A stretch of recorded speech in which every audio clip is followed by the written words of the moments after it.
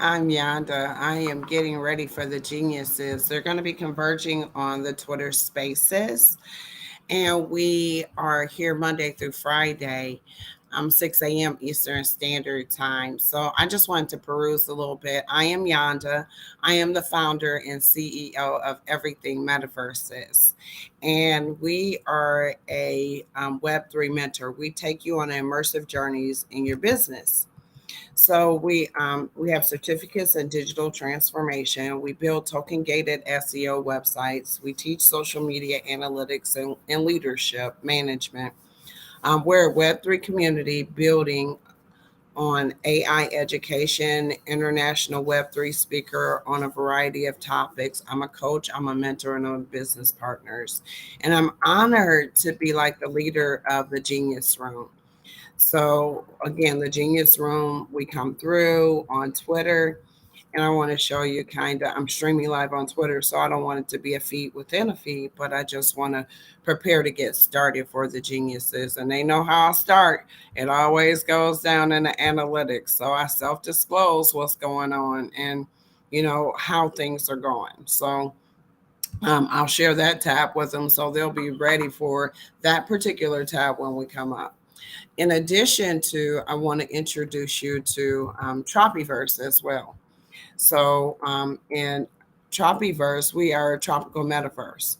So I'm so excited for us, our partners, our team, our different phases, our education. So much is happening for us. We've been on this journey of building a metaverse for about a year and a half.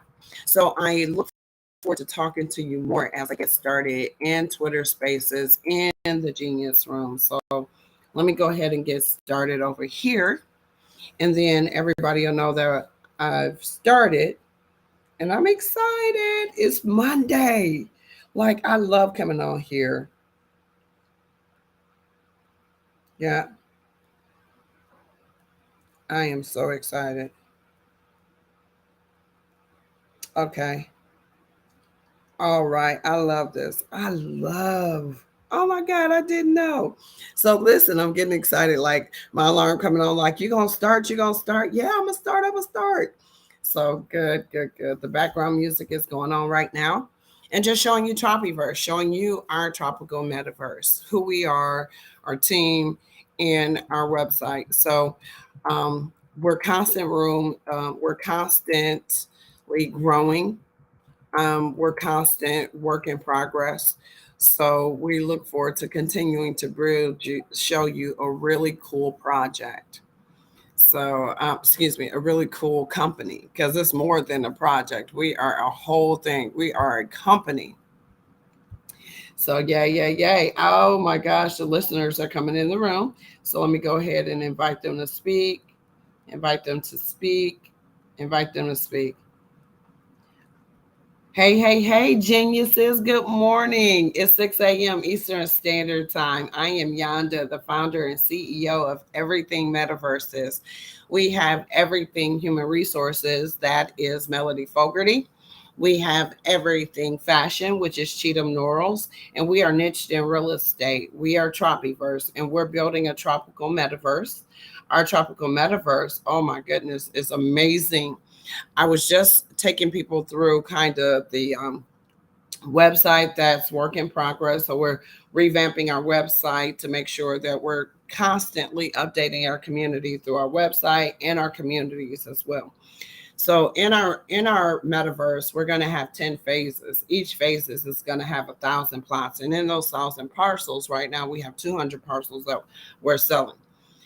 So, woo, really interesting. In addition, we have physical real estate. So, I want to pivot, and we are Boardwalk Investments, we are developments, we are Tropi Investments. So, we have physical real estate, you all, in Punta Cana, Dominican Republic. So, in that physical real estate, we have condominiums, we have land, we have single family houses, and we have gosh, let's build some hotels together. Let's build some hospital together. the sky's the limit. And I'm honored to tell you that we've been making strides and talking through tokenization of real estate and those assets. So really, when you look at the value of an NFT project and you start to look at assets, secured assets or unsecured assets. Who teaching this morning? Yes, I'm feeling good. Okay, let me be quiet for a moment and I'm just gonna say good morning. I missed y'all this weekend. I missed y'all. Hi, Hector. Hey, what's going on? Good morning, everybody. How's everybody doing? Hey, beautifully summed it up. And, today is Monday. We've had a great weekend. We talked a lot of things out, especially for NFT NYC. So we hopefully will meet some of the community over there and really looking forward to everything.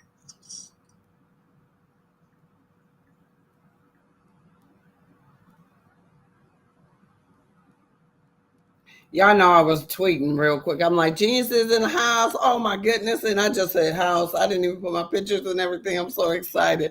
So I want to say good morning, first and foremost. Peg, how are you?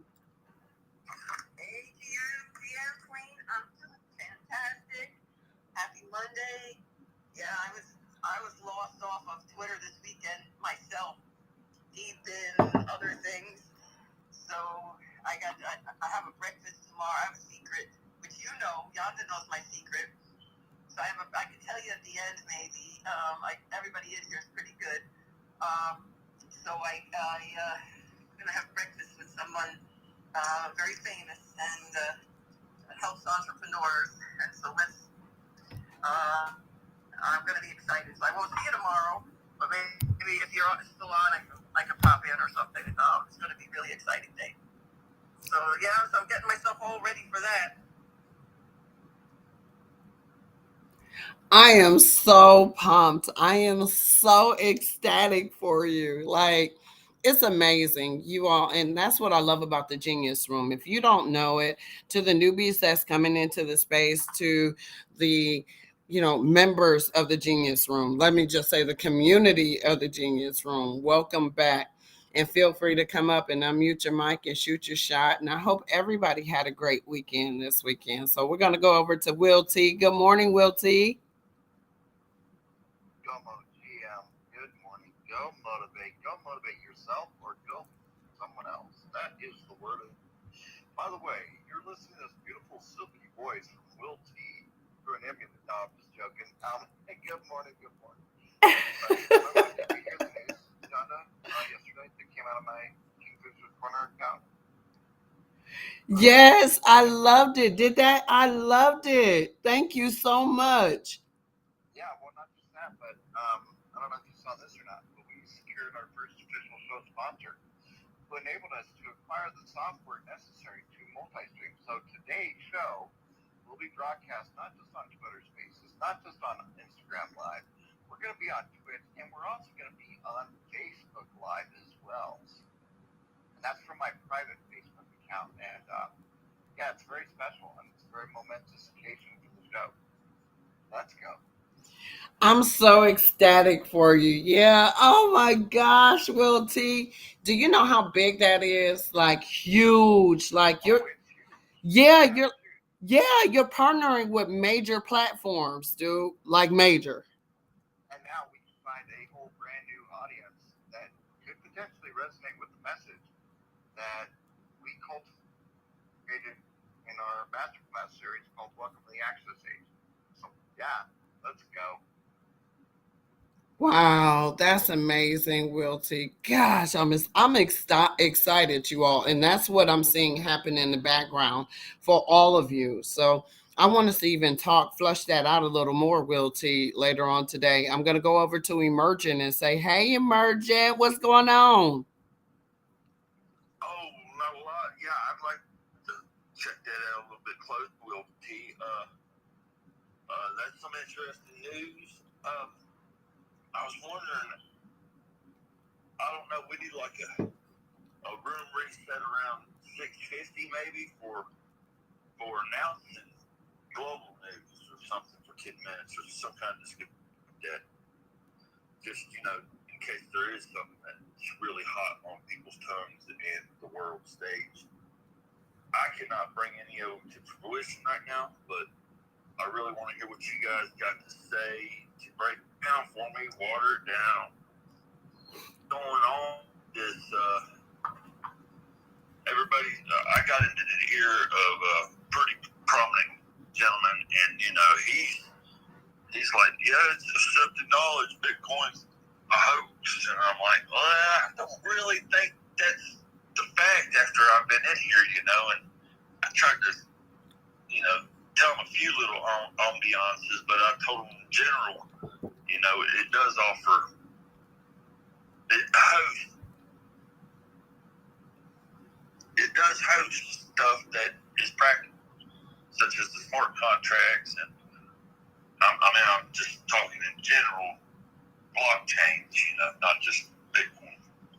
So he didn't jump in. I mean, I just got their perspective on it, and this is when I say I'm talking like a huge clique of 6+ people. Well, I got to get back in his ear here in a couple of hours. So I just want you to know I got his ear a little bit, and he's really connected. So we have an opportunity. I don't know what to do with it, but we will have some reach, but it won't be on stage. God, if I may, Immersion, I'm talking to you right now. You have that inner circle, right? On Twitter, you do it on the Twitter circle, and you've got that expansive circle. Tap into that circle. If you're having, maybe difficulties connecting with these people, tap into that inner circle and leverage them as resource to your benefit, so that you can secure some partnerships outside of the space, not just inside of the space. No, these people are really intelligent, really connected, and it would do good to have the real life Hector there to explain it to them when I got the conversation going, or the real life Meg, or of course Metaverse. That'd be like I brought you to the ultimate authority here. Now she's gonna water it down for you, buddy. So I don't know if you guys know much about the transcendental, and then they're into the college scene real well, but they're all older people, so we got to figure out how to take advantage of knowing them and get some kind of presentation for them. Hey, Immersion, we chatted the DMs. We can most certainly try to set something up. Let's go ahead and talk that out. Woo, the Genius Room is hitting this morning. God dang it. We just had 3 speakers on the stage this morning. Goodness gracious. Snap, Crackle, and Pop came in and did their thing. Oh my God, I'm excited. Okay, go ahead, Peg. I'm going to be quiet for a second. Immersion, I hear you. Thank you. I want to say to Immersion, that's my people, Immersion. That's who I speak to in my work. So I've been doing a lot of IRL stuff. I don't have 6 online. I'm going to be 65 next month, and so I work with the over 50 crowd, and especially like the over 60 crowd. And I'm pretty good at giving them like analogies and metaphors, and things that relate to the time that we lived in. So if you ever want me to come in on the conversation, I'm happy to do that. I mean, this particular guy, Fred, I'm going to drop his name. He's a master Masonic type leader of in the transcendental meditators, and a lot with the college faculty kind of scene in my area. And he's from California. He's been back and forth all around this country.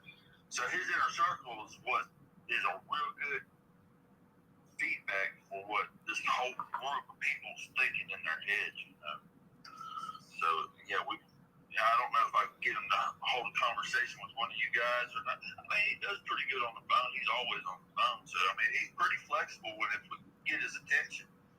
Vast knowledge, but what really is the vast wealth with him is his ability to communicate it to them. All we got to do is present it to him.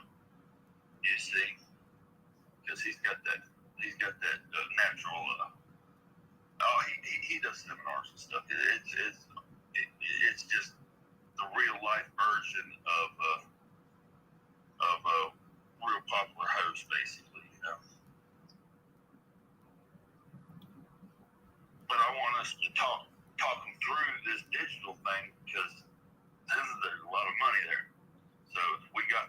for them to come in, and we knew where they was coming in, shit, we'll be there waiting.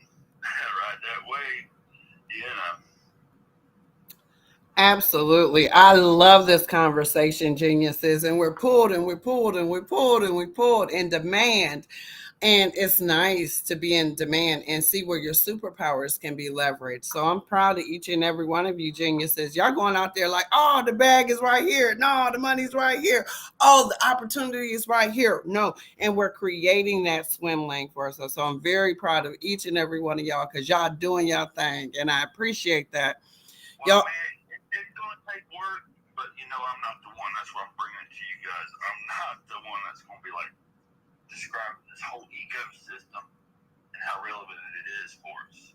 I need one of you guys to really step up and get your presentation ready, because this is real live people that really need to be in the know, you know.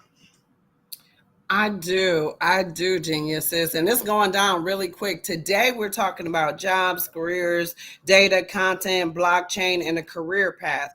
Specifically, I wanted to talk to y'all because my inbox has been imploding with opportunities, y'all. I'm on the phone. I got jobs for y'all. I got some real jobs for y'all with some real mucho ganas dinero. However, I want us to talk through this vetting process of what that looks like. Okay.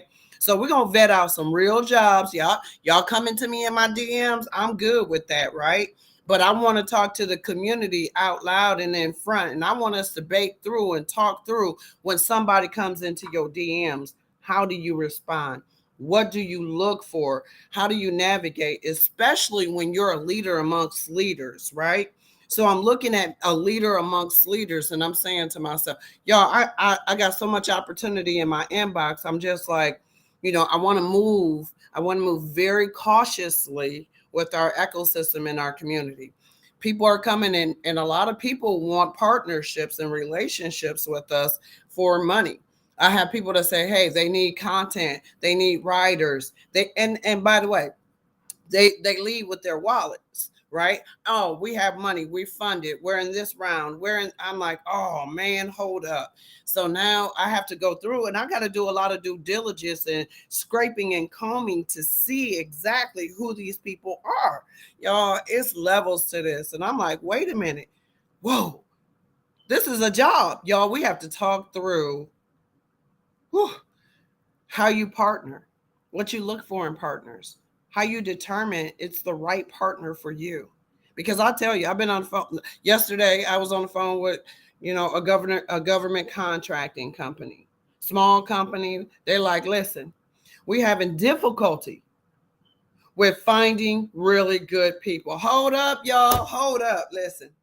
Look no further than the Genius Room. We got everything you need inside the Genius Room. Our shopping now. I'm gonna be quiet for a minute because I got some real stuff for y'all. I promise. I got some real stuff for y'all. And this is real stuff. I love y'all. Okay, I'm gonna be quiet. Hi, Tim. Hey, everything, Trophy. Long time no see. Thanks for the welcome. Yeah, these sort of spaces is my jam. Apologize that coming out from the tail end of a cold, but yeah, everything mentioned about partnership vetting process. I'm gonna speak to people here, assuming that whatever they're good at regards to content creation, blockchain, or programming, they're at basically an expert level. So I'm not gonna speak to that. I am an engineer, but speaking in regards to just really briefly before, I don't want to steal everything's thunder, but back in 2018, I did co-found a startup, which was a software as a service for private jet aviation, airframe maintenance, as well as refueling and re-inspection. It taught me a lot. The startup didn't work out, so I'm back here in Vancouver. I burned up over 100 grand, okay, in money, and it's not something that I'm saying as a, hey, look at me. It's, hey, I learned these really hard lessons. So, I hope that, y'all can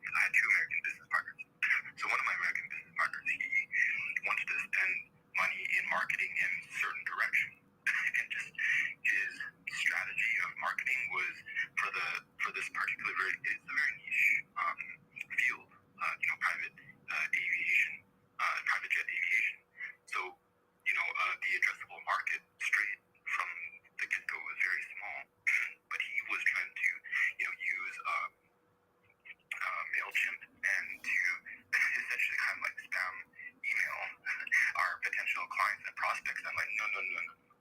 You're just going to turn people off. First, most of these emails are going to get blocked by spam, and marked as spam. If it does end up, in the inbox of, say, a secretary, like an executive assistant, they can be like, what the heck is this, right? So, we have to be very, because the addressable market is so tiny. How many people own a private jet, or how many corporations own a private jet? So we don't want to ruin, we don't want to be in the blacklist of these companies, right? But my American business partner, he was an older fellow. He thought that, all we need to do is he literally said, I used to shoot shotguns as a, younger lad. And, there's a concept called the golden BB. So, I don't know if any of y'all have done skeet shooting. I have. So, you're shooting this, a clay pigeon this high. And, it literally is the shotgun approach is advocating. It's like, all you need is the golden BB. You just need to land one or two clients, and we're like in it for the big leagues. I'm like, no, that's like really small-minded thinking, and it's not like appropriate for this. If we were selling, I don't know, let's say, a better mouse, right? For a computer, a better like keyboard. I mean, everyone uses a keyboard these days. So then the addressable market's a lot bigger, right? So then you can maybe, white label, blah, blah, blah, or like, mass email market. That's a more appropriate, marketing strategy, right? So I just use this as an example. So we really disagreed fundamentally on market strategy. And, the ability to, I think, if I got to redo it, I would look for business partners that can, maturely hash out differences, right? Let's set the ego aside. This is business, okay? We can have drinks and whatever, and, make up and apologize after we're done this business meeting and whatever, right? Outside of work hours, but business is business, so let's check our egos out the door. I'm here to learn. I don't know things. I don't pretend to know everything, but, let's have, a good conversation. But, we can't, number one, some people, what they do is they just say yes to your face, and then they turn around and they do something completely different, or they don't execute. I don't like such people, because that's just like,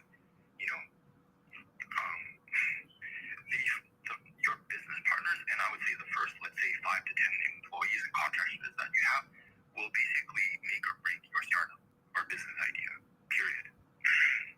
So it's very important to, vet in that, due diligence. Never farm out due diligence. Don't say,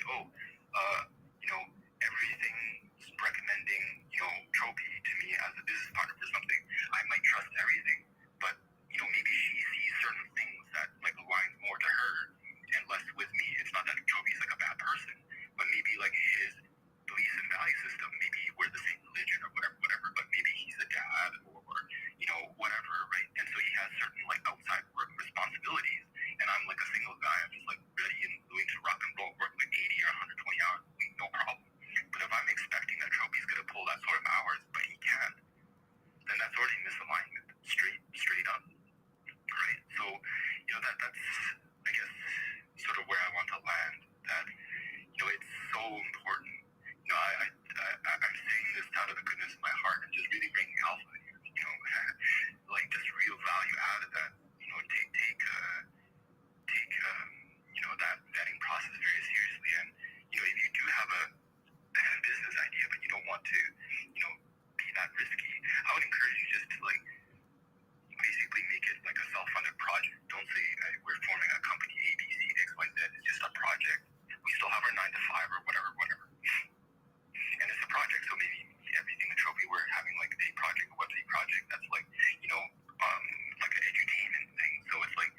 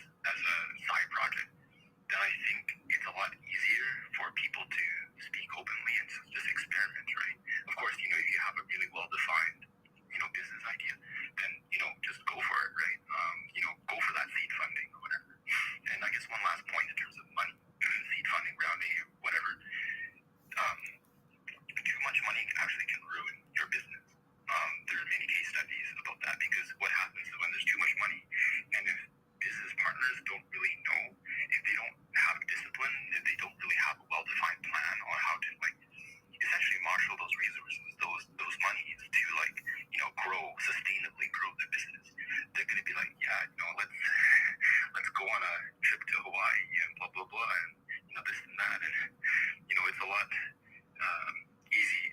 It's easy to kind of get scope creep and to sort of get high on the hopium. Let's say, hope and opium. Get high on the hopium. Like, yeah. Like WeWork, case in point, right? They got funded by SoftBank, and they started, investing in things that really aren't in the core business, right? Like investing a pool in their New York office, and trying to expand to like basically like a kiddie daycare thing. So workers that rent out of WeWork can like just literally just drop off the kids in the front desk of WeWork and be like, okay, take care of my kid. But that's like not their core business, straight up. Why? Essentially is because they got like boatloads of money from SoftBank. So, these are important concepts, but I trust that everyone here can kind of, follow and just hopefully learn from my, painful lesson. So, yeah. Hey, Tim. I have a few questions for you. Hi, Tim. So how you doing? It's a pleasure. I'm so glad that you came back, my friend. Oh my God, did you just drop some nuggets for us, Tim? And part of what I wanted to say to you is that I always love talking to you, and the alpha that you brought to the genius room, like straight, thank you, Emergent. We use hands, so that's so important, right? So I know our audience and community is going to have questions for you regarding a lot of the alpha that you dropped, Tim. Like, did y'all hear this? Like, okay, pay attention. Private jet, you know, serial entrepreneur. Understand, Tim is on the grind. I love you, Tim. You know how we get down. Woo! Yes, love it. Yeah, I feel the vibe. Absolutely. So I'm gonna go on mute for a second. I'm gonna go to Emergence hand, and then I'm gonna come to our new person that's on our stage. So go ahead, Emergent. Well, yeah, I really like your idea of what you're doing, vetting and vetting companies to work for. That's really way more important than actually vetting employees, individuals.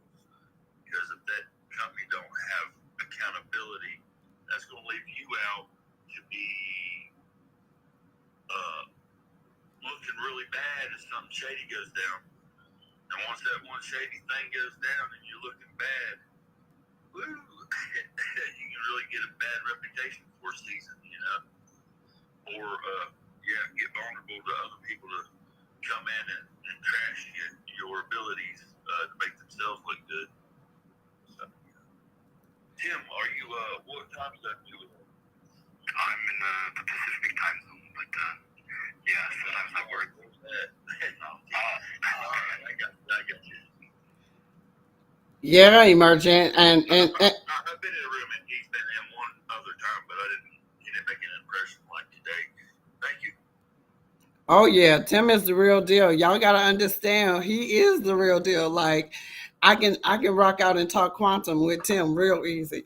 Hector. Yeah, no, I just wanted to say that there was so many jewels, so many nuggets in that, and loved hearing what worked and what didn't work for you, right? And that's very important. I think we have people here who are entrepreneurs, right? And that was a real lesson in making sure that first and foremost, anyone you partner with aligns with your values, which I think is so important. And I think that was very that was great to hear what his experiences. And I think if anyone didn't catch at least some certain lessons in there, then you weren't paying enough attention, because that was amazing. Absolutely. Thank you. And I didn't mean to cut by you, a nerd, but I just wanted to get my little due in real quick. Welcome to the Genius Stage, nerd. Welcome to your new community. It's not an accident that you in here. You meant to be here. So go ahead, Queen. Shoot your shot and welcome to your new community. Oh man, you're such a lovely. Oh man, your energy this morning. Yeah, my name is Code. So in regards to Tim, I only caught tail line of what you were talking about, and I creeped on your profile real quickly. I have 2 questions. What you said you're 3 times founder, like, what did you find? Like, what's your business thing? And you also state you're engineer, like, what kind? And when you say, I'm assuming you say AI, like, so how do you define AI? Because that is, AI is a very just a buzz term, and as well as quantum. So basically, I am creeping on your like biography, and so therefore I'm just wondering, just get some background. So I obviously missed something fucking amazing. Absolutely. So today we're talking about jobs and careers, Queen, and we're talking through actually how you select and go about business partnerships here in the Genius Room. We're the Genius Room, and we're here Monday through Friday, 6 a.m. Eastern Standard Time. So absolutely, those are some questions, and then we're going to go to more hands. Go ahead, Tim. Sure. In terms of the startups I founded or co-founded, it's Orion Aviation.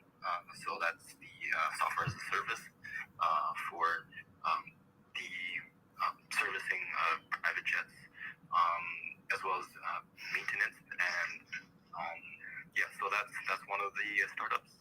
The other is I guess another question is, are they all private, or have you ever like IPO'd as well? Good question. No, none of those have gone to IPO. So one of the startups, I guess, is basically just my engineering company. So I do I'm more or less self-employed. Okay, so hold on, Tim. Hold on. So y'all throwing out some buzzwords. Y'all know I'm the Waterdown queen, so I got to jump in here, right? So y'all throwing out some terms like IPOs and initial rounds and all that stuff. So, okay. So what's an IPO? Initial public offering. All right. I appreciate that. All right. So an IPO is initial public offering. So let's say you have a startup and it's really small. But eventually what happens is it can become really super, like, amazingly successful. And then all these people are like, yo, we want to invest the shit out of you. And they're like, holy crap, yeah, totally. And so basically when you IPO, you turn a private business into a public one. By basically having your company, like, selling shares of your company, like, to the public. And so that's the difference between a private, where it's just like, nah, like, this is ours, like, fuck y'all. And like IPO means like anyone can buy it, and anyone can buy it because they know the company. So the IPO is like the first thing you have to do. Like it's like day one IPO. Like, okay, day one, we're having the public buy our shit.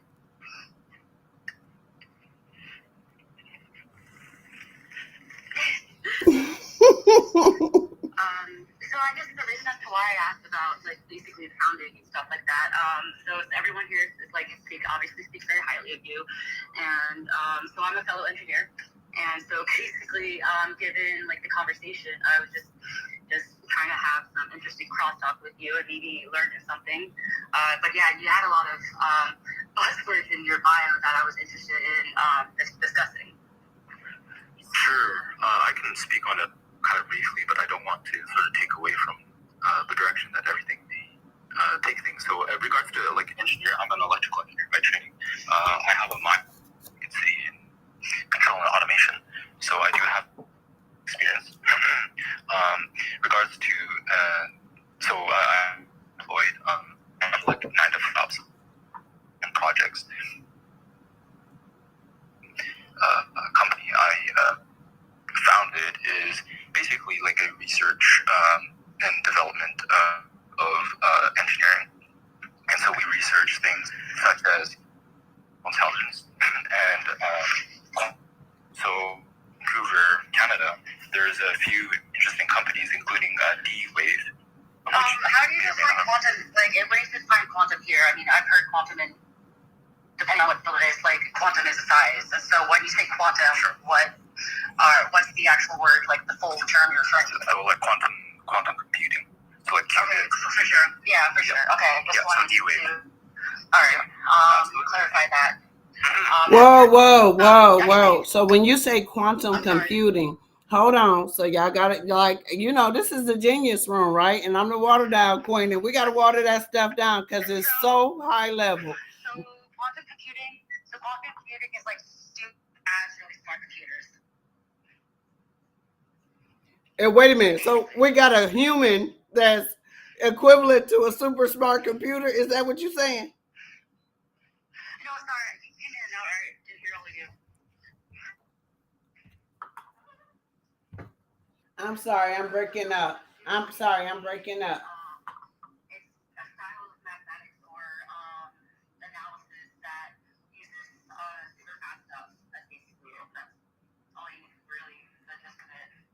Yeah, it's a relatively new technology that uses unique properties of quantum physics to build extremely powerful computers. Where processing power comes from the subatomic level. So there's quantum annealing, which is sort of a thing. So they use the quantum annealing, quantum entanglement. So in a nutshell, what quantum computing is it's a way to sort of calculate complex, solve complex problems that would take regular computers like hundreds or thousands of years to solve, and it can do it in say like 5-10 minutes. So there's if some of the people here may understand a bit being a binary 1 or 0, there's actually something in the quantum world called qubit. So that's where it can be 1 or 0 depending on the quantum state. So this is where it gets a bit like hairy in terms of the actual math. But yeah, just suffice to say that it's not even a supercomputer, like Deep Blue is, which was the IBM computer that beat Garry Kasparov in 1997 or 98, I believe. It's not a supercomputer. It's a new technology of computer where essentially it can solve problems that are irreducibly complex.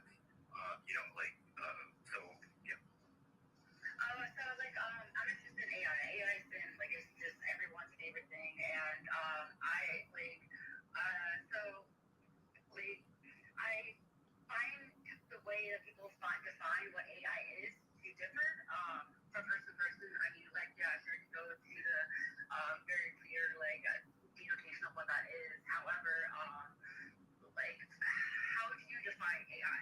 Is it like how do you actually help feel? How do you define AI? Sure, I go back to the classic definition of AI, which is the Turing test. So essentially, it's like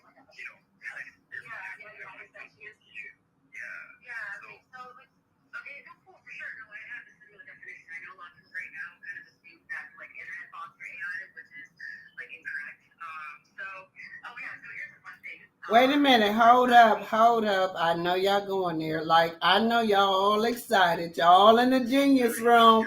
And listen, this is what the genius room, it does. It'll take y'all out and y'all be all excited. We had that one. And this is I want you. I want you all to continue with the conversation. I want us to break down some of these terms though, because y'all on that high medium frequency. Like y'all, listen. So, and part of this is I love what y'all doing because you're showing the geniuses other career paths as well. And that's what this is all about. We are, y'all, this is tapping into, did y'all know that we got quantum computing? Did y'all know we got quantum physicists? And guess what? She's actually interviewing. She's a speaker, right? And and she's an engineer. So how good or, what could you do with this type of talent on your team? Or how can you develop this talent? And maybe that's something inside of you. And genius, y'all drawn to this room. So I love the conversation. You started with these two initials called AI. Please, come on, break it down for us. I love the acronyms, but we got to break it down and water it down more. What's AI? What's that?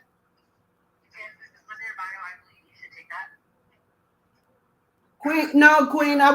Queen. I want you to take that. Don't tell.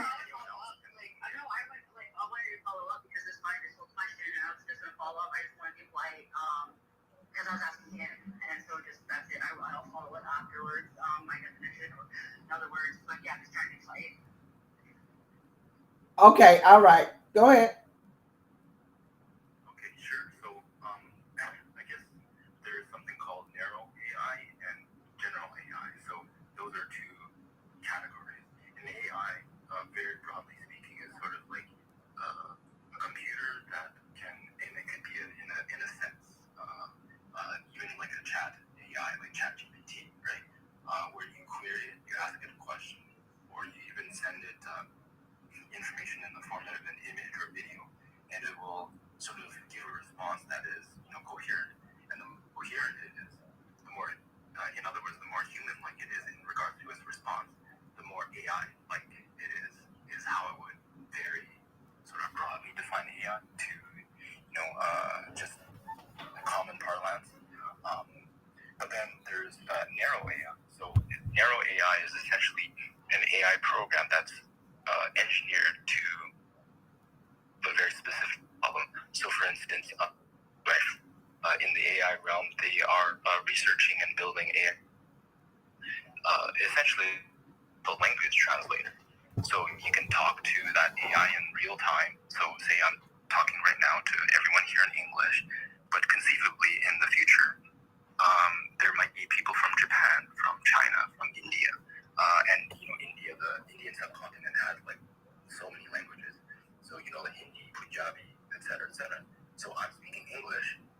If there is in the future sort of a narrow AI program that is essentially like a universal translator, it can translate to everyone here, regardless of what language they're speaking, to their actual language, with a fairly high degree of accuracy, such that it's almost like Tim is speaking like perfect Japanese, perfect, French. So that is more kind of, I would say, in the spectrum of things, like a narrow AI application. So that's AI narrow, and then general AI, or AGI, artificial general intelligence, is essentially like one program, and it can like basically solve like any problem you give it. You can ask it, right, what is the meaning of life, and it'll say 42. So sorry, it's a bit of a joke, nerd joke. I tried to reply to the guy. Don't hurt. So I guess I'll provide my definition of AI. So yeah, AI stands for artificial intelligence. One thing I've noticed is that there are discrepancies in how people use it. There are some people who use AI who are like, oh, yo, there's a bunch of Twitter bots and shit. That's totally AI because they're not real people. Or there's like, oh, AI is basically, we can think of, iRobot, and we're basically like human beings and stuff like that. And so the way I view AI, though, is more so a sense of like once the computer gets sentience and and so I struggle a lot with the AI is nothing but computers and bots and like that, because it's not necessarily to me artificial intelligence. In order for those two bots to be created, they have to be written in a program and script, and so they're not artificially intelligent. They're just following a program script. And so this is also in regards to how these bots are kind of learning, is that they're using a sense of probability. So let's say, the word is, the cat is air, okay? So like after a lot of analysis, blah, blah, blah, blah, basically the robots will determine, figure out, after the word cat, there's a high probability the following word will be is. And so it uses basically this large scale sense of probability from a large audience that is us to figure out what is the most probable response. And so with that basically in mind, it's not an artificial intelligence to me, because it's using a man-made script and it's using man-made probability. But the one thing is, like, once the game is a different thing. However, another thing I would argue that would define our AI is that it is capable of doing greater than what it's programmed to do. Because to me, it's like, okay, the only difference between bots versus any other type of script that's used for like science and shit is the introduction of the social aspect. It's like, okay, hey, yeah, sure, like we learn scripts all the time, but like why don't we do it for like the social and shit? And so that's like I struggle with that word, like AI, and also machine learning. That's a fucking other buzzword that I don't need to get into. But machine learning basically is, okay, yeah, machine learning is a fancy term of like the computer learning that like most, like when the word that follows cat is. And so yeah, it still uses probability. So I'm personally told like that term because like it's just using man-made scripts. But that's why I wanted to talk. Like, I'm so glad you like went on about sentience. Like, oh my god, I love you. We're on the same page and stuff. I want to say thank you to the both of you. Like, that was so. It was educational, and it was entertaining. to really get through and understand the minds of techie techs, right? So I'm a non-techie tech and loved. I was so thrilled. We could have went on for hours just really getting into that realm of the world and the education. So it's going to create this career path, and it's already has, like you all were talking through it. I come from the consumer perspective, right? So I water it down so the average consumer can understand all that stuff that y'all was just talking about, right? So that's why we had to slow down and we had to speak the language that would engage others to understand and be a part of the conversation. So if we don't do those things and slow down and water it down so that people can say, oh man, I get, oh, okay, then because there's some big words and we're geniuses, right? But guess what? Some geniuses have never been exposed to your level of genius before. So it's so important. That's why we're iron sharpening iron in the genius room, because we're able to come in here and naturally there are, you know, kindred spirits, there's connections that are felt throughout here. You all did amazing. And I just wanted to add my spill on artificial intelligence from the consumer standpoint, mine specifically, right? So when I look at AI and I look at, I've been using some of that technology from a robotics automation standpoint for almost just about 20 years, give or take, and understanding if applied what it can do from an automation standpoint and how it really helps to speed up and diminishes costs in your business when applied correctly. So you're able to get to a lean, very lean model if necessary when you're dealing with your just labor, right? Which is your controllable expenses. So for artificial intelligence, to me, it allows for me to have a swim lane where I'm able to create solutions for companies. So AI allows for me to take those data sets and create. See, AI creates something new based on you have the standard data sets and then you have the probability from different inputs coming in. But what's output is something created out of that information. And that's something new. And to me, that's AI from the consumer. So I'm saying, oh man, so you mean to tell me I can build a website and like this because you have the data sets and all the probabilities and what type of data set and what type of website I want to build and how it should be laid out? Oh man, that helps me so much. So that way I now have a business where I can set up Web3 token gated websites using AI. Many people don't have time or money or want to spend time learning it, and they'll pay me in order to teach them those skill sets. So I'm so honored. And this is real conversation, you all. I'm a business, I'm a partner, and I'm a coach in Web3 and blockchain technology. And I speak to the world and I love it. And geniuses, y'all help me do that. We are superpower. So I thank y'all for that. Oh my gosh. See, like you say, I don't know much stuff, and you're like, oh yeah, don't worry, guys. Like, I'm just crushing it with Web3. Oh my goodness. Like, anyways, I adore you. You're amazing. You know, it's like, yeah, it's always good to good communication basically is to plan your thoughts effectively. But oh my god, I love you so much. I definitely have to follow you. But like, are you serious? But like, also, do you do marketing yourself? Because you seem like you know how to explain stuff to people. I do. So I'm an operator. I've been an operator and I've been managing them that profit and loss down to the penny for years. Absolutely. And been a 1%er in it. So now I'm just a coach, a mentor, and a business partner of geniuses, right? You all are so smart, right? And so iron sharpens iron. And as we continue to help the world understand our gifts and superpower and how their companies are better when they use the Web3 Alliance, when they use the Genius Room and leverage our skills. So I was talking with y'all and I was saying I've reached out to this company that has already procured resources for the military, right?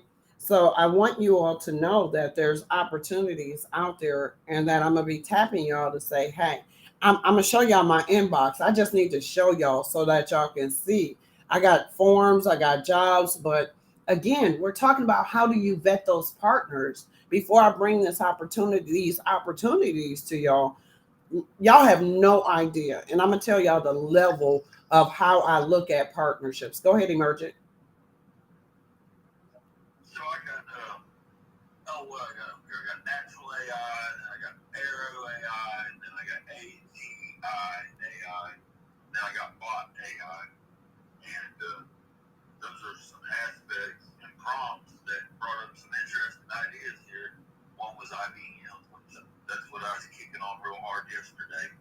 Seems to be the root, and if I was wanting to work with somebody, I'd want to be with somebody that was a fundamental block that I recognize. Oh man, so real quickly, everything I feel like you would love the quote from Einstein that said, "If you judge a fish by its ability to climb a tree, you'll believe it's an idiot its entire life." I feel like that was one of your favorites. But yeah, everyone's a genius in their own right. Like I'm really dumb in regards to common sense stuff. But so like Immersion, so like to kind of express your thoughts though, it's like that's why we better definitions of what AI is. Because like right now it's still a floating buzz term. I mean, all the various different like what Tim talked about versus what I talked about.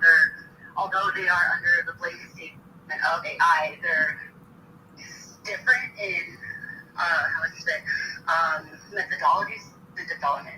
Actually, let me like backtrack it to make it simpler. So the different paradigms with the IOA, my AI is basically is the program doing it because someone programmed to do it, or is it because the program is sentient and smart enough to figure it out by itself?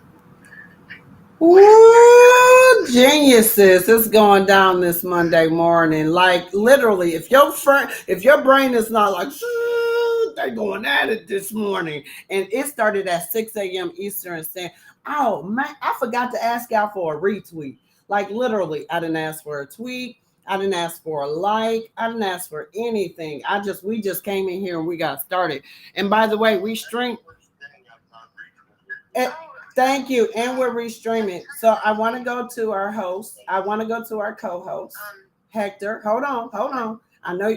Listen, it's all good. Every newbie does this, right? When they come onto the genius scene, it's exciting because this iron sharpens iron. And now you have an opportunity to express your thoughts. And this is an agile room. So as we are defining things like artificial intelligence and we're considering everybody's perspective, this is agile, you all. This is the real communication that has to get in the right decision maker hands because right now there's been a request for a 6-month halt. Go ahead, Hector.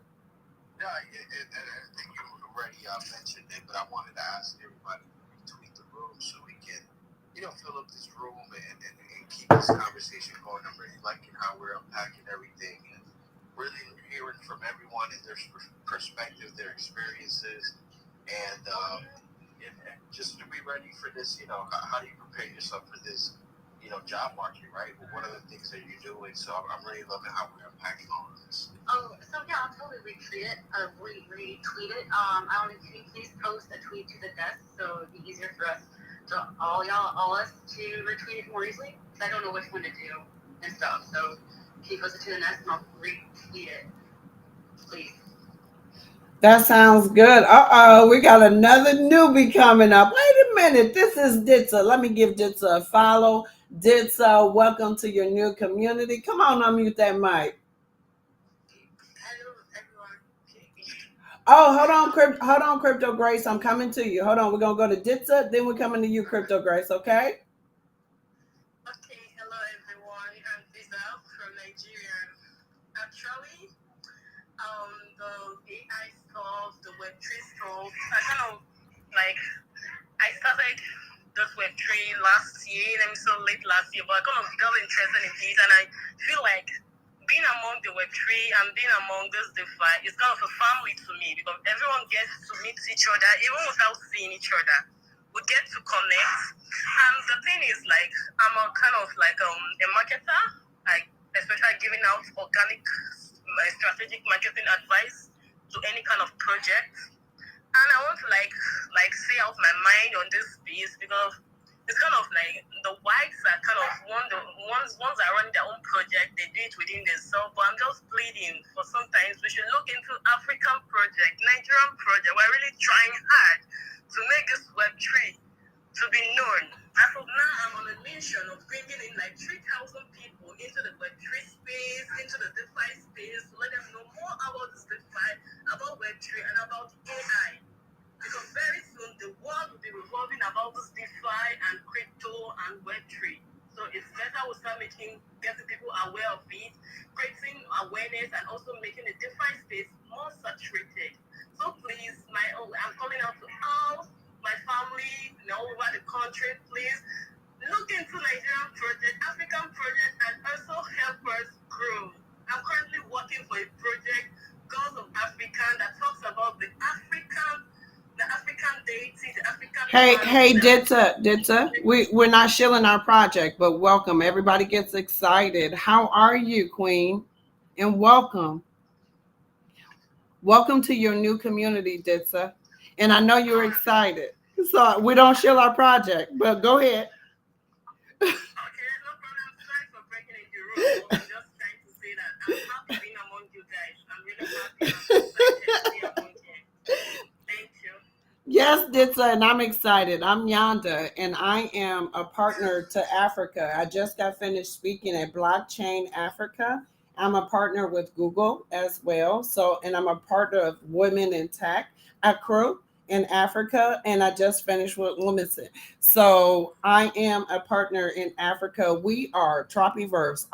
We are partners in Nigeria. So I've spoken at least 4 times in the last 30 days in Nigeria. So let's mad love and Queen. Let's connect and let's spread 10x. You need help? We need help. Let's go.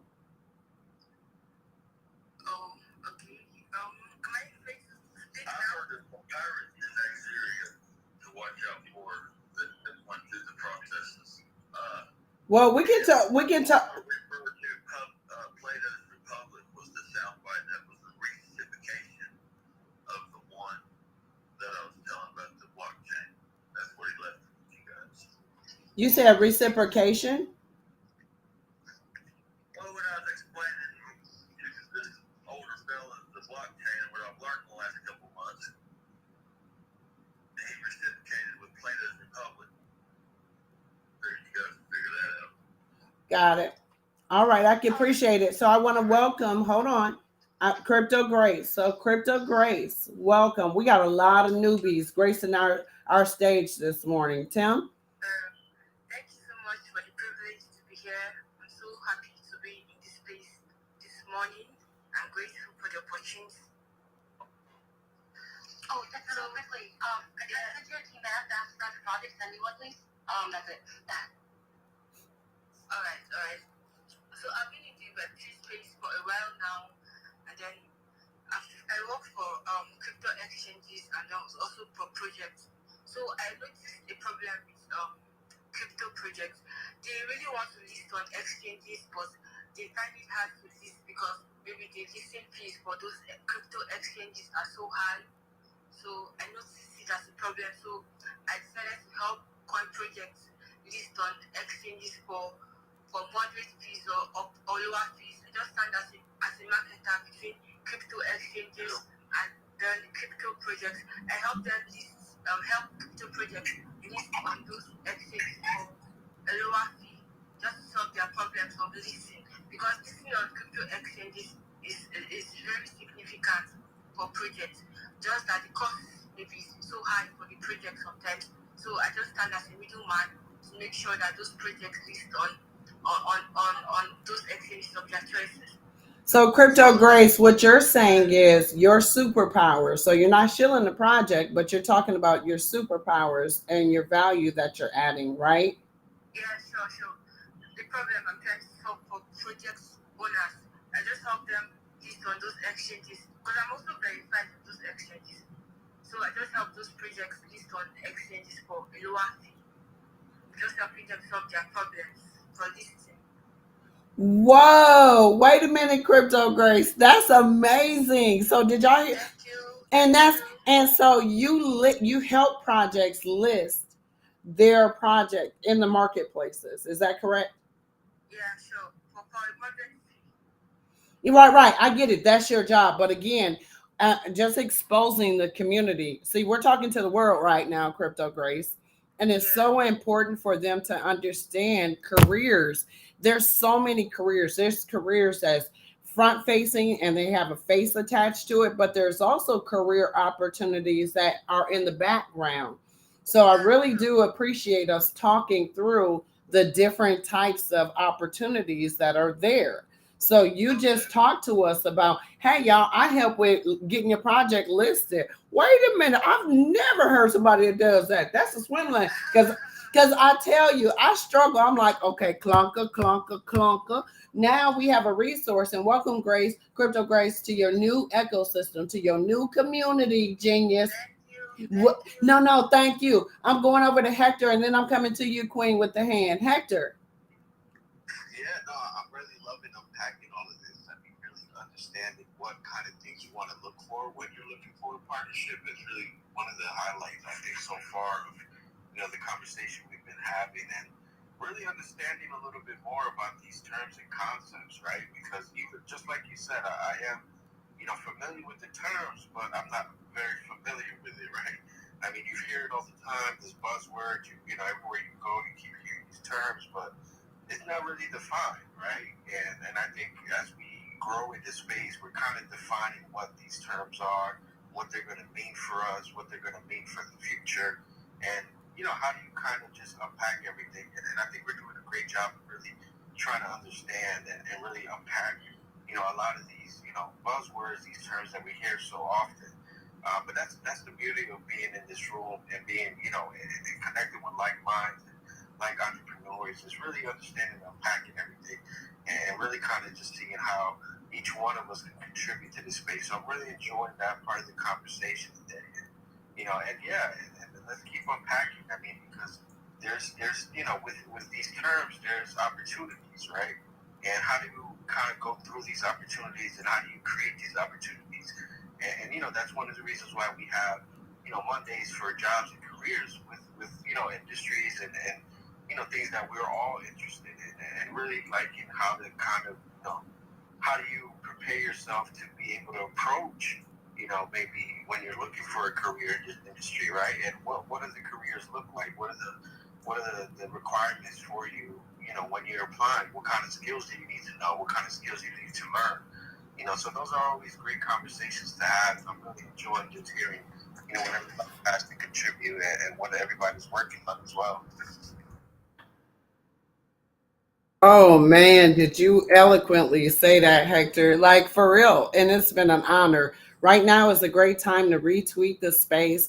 And I would like for y'all to like it as well. So when I look at the space and the retweet, like this is a major alpha. We had somebody come in and talk to us about how to engage with, venture capitalists and how do you look at those decision makings when you're looking at partnerships. Wow, man, unpacking that was just fantastic.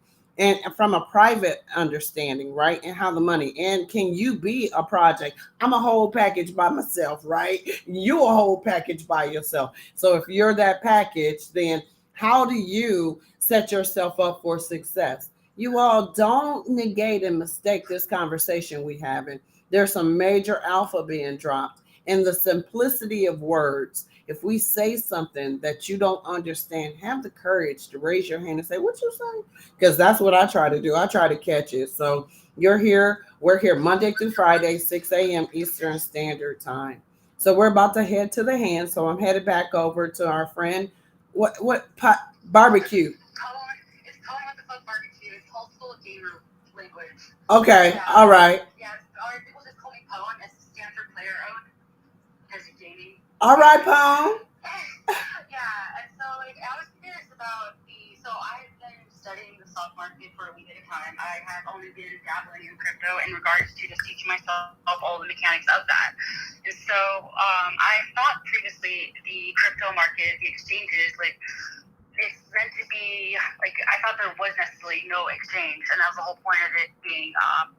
Oh my goodness! Oh my gosh! Dispersed, decentralized. There you go. That's the word. And so I'm curious to if there actually is a crypto exchange, because I don't know. I haven't looked into it. How difficult it would be to actually create your own exchange? Because I mean, if one person can do that with the normal stock market, fiat. if you have its own bugs. But given how crypto is decentralized and people can go wherever the hell they want, I mean, couldn't theoretically someone just make their own exchange? And like, are exchanges even necessary? I would tell you that anything is possible. Yes, you can create your own exchange. There's levels to the exchange that you create. Always remember there's levels to it. So, and you have to be mindful as to the why. Like you're a gaming lady, like, and so I started going into like I had probably 5 sponsors that hit me up over the last 72 hours for they want to sponsor and partner, right? And so part of that whole piece to it is if you built your exchange, what would go on there? Would you put games on there? Would you put NFTs on there? Would you do? But yeah, so you have to think through your roadmap of why you would create your own exchange and what's that about? Oh, no, but I don't think I understand why you say you're not well versed in this because you obviously are. But you bring up an excellent thing. So NFTs right now, people make fun of them because they're basically art, and anyone can copy and snip and paste, whatever. And so the cool thing about NFTs that people haven't yet to realize is that because NFTs are assigned a specific like serial number or serial name and shit like that, there is a possibility of adding, like, my favorite example is NFT like deeds to a house or a title to a car. And so, I mean, you can't, because there is a very specific number that's like attached to it, they can't be like copy and pasted and not made for fraud. So like while right now like NFTs are kind of a joke, like it's just art, but however, like give it a little more time and it has way more like it has way more like push. I mean, you can't see a diploma to ensure like actually someone actually got their fucking diploma. I mean, it absolutely adds like it removes any type of like line of fraud. And just so I mean, because everyone loves talking about NFTs, but yeah, when you brought that up, I just think it's cool. Yeah, blockchain can be used for smart contracts, 100% diplomas. Absolutely. And just by the way, Pum, we are a real estate company. So we are a real estate. And so tomorrow, I believe we're talking through token. Isn't tomorrow real estate and tokenization and the physical assets and fractionalization of real estate and how that all works a little bit? Oh, yeah, that's tomorrow's. Wait till tomorrow. It's gonna wait till tomorrow. I'm not about to unpack it today. No, that's too much to unpack, and I got to take y'all through and kind of show y'all some stuff because it's gonna be really intimate tomorrow. With wow, zip. Okay, hi there. We got a new. Huh? If I may interrupt the conversation real quick, I see your stage is filling up pretty fast, so if you guys need an extra code, I'm available to the top of the hour. I was messaging Trophy Birds in the background, but I know they're focused on the conversation. So if you need a co-host, I'm here and available. Say less, Will. Say less. Look at Will. Will said, hold up. I got this spot held down. There you go.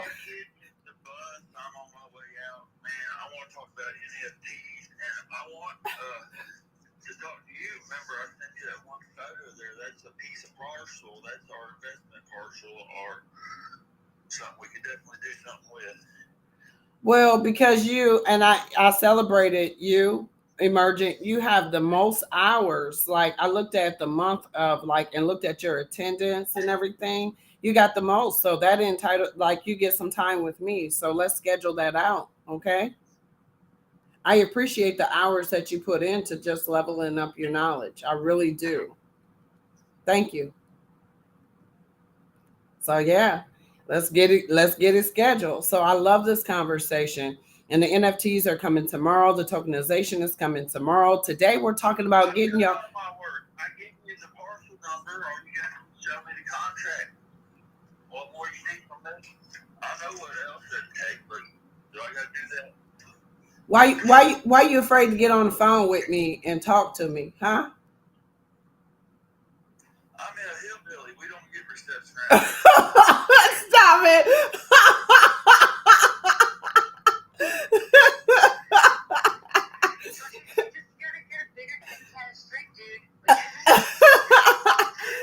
Emergent do not want to. Listen, Emergent do not want to get on the phone with me. He like, no, Emergent, we gonna talk on the phone. It's okay, okay, That'll be a conversation that'll never end. okay, right. So we're moving on, y'all. So listen, great conversations. I'm showing y'all those analytics. Y'all know we talk about the data here on Twitter. So I always want to show y'all. Y'all know I did horrible last week on my analytics. Now we're in the single digits, right?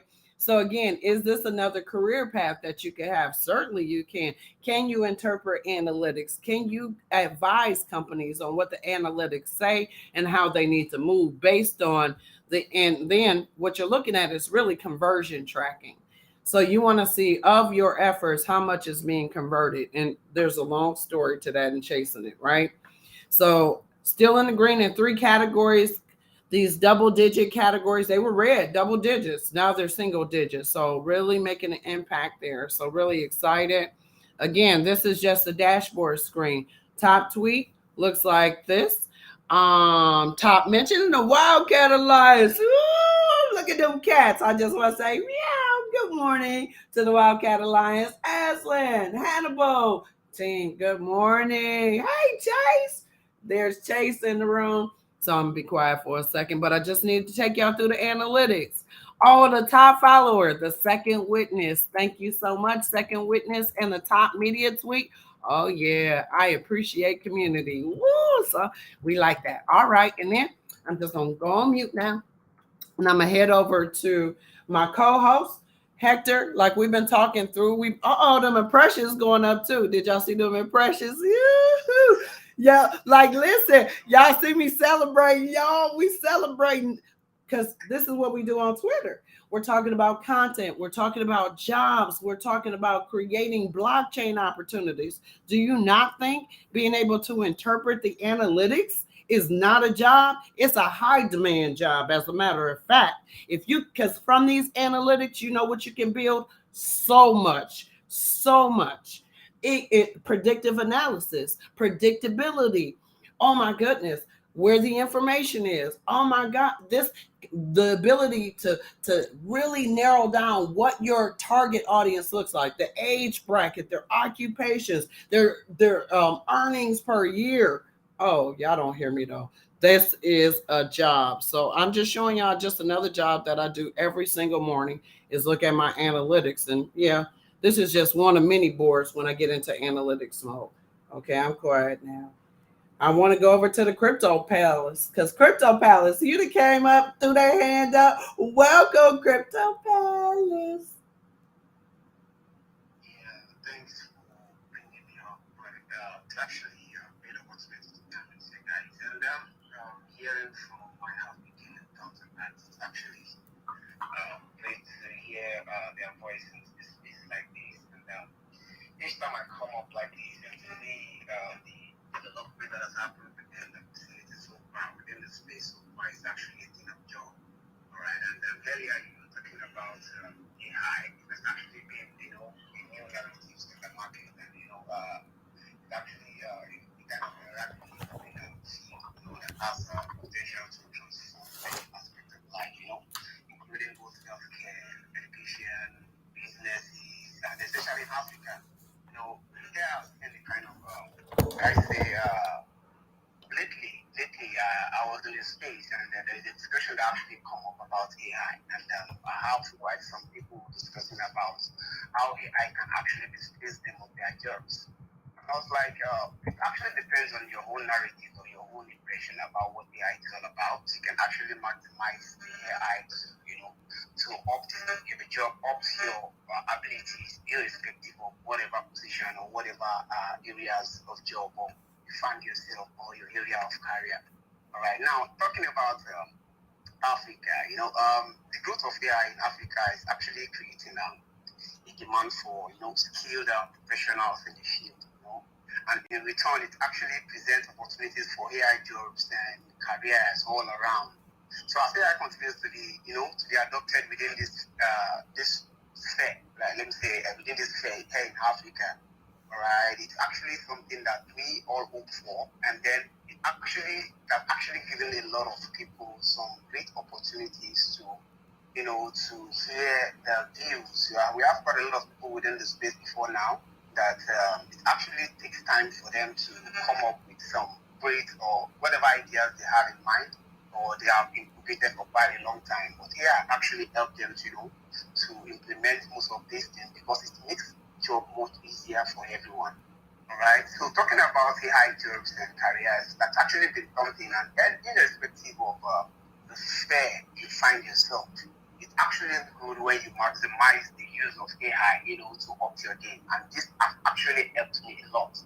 All right, that actually helped me. I've been in this space, in the crypto space, since 2015. All right, and over the years, the way the ecosystem has actually developed is something that is quite encouraging, especially in the African sectors.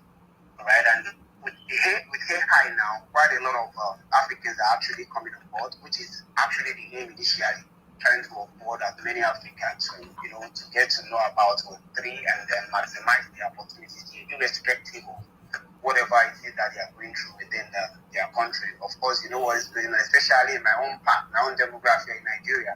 That's not be something easy, but whatever it is we are doing in the space actually is giving us an opportunity, to stand tall, all right? To stand tall and to actually represent and to be one in a crowd within the world. So whatever it is that is happening within the country doesn't stop us. And then AI is actually helping us, helping things to get more easier. All right. So I just saw the topic and I felt I should just come up and say one of the things about that. It's actually a great thing. And as Africans always do, so anytime I come up like it's always an opportunity to meet people, which is what the opportunity which Web3 has actually given to us all. We are all one when it comes to Web3, right? And it's actually an opportunity to meet, quite new faces, new people, new projects, new ideas. All right, and this is another opportunity I'm getting today. I've actually given a phone to some of the people, the speakers in space, and I will appreciate them. And I think we can actually get to do one or two things together subsequently. Thank you.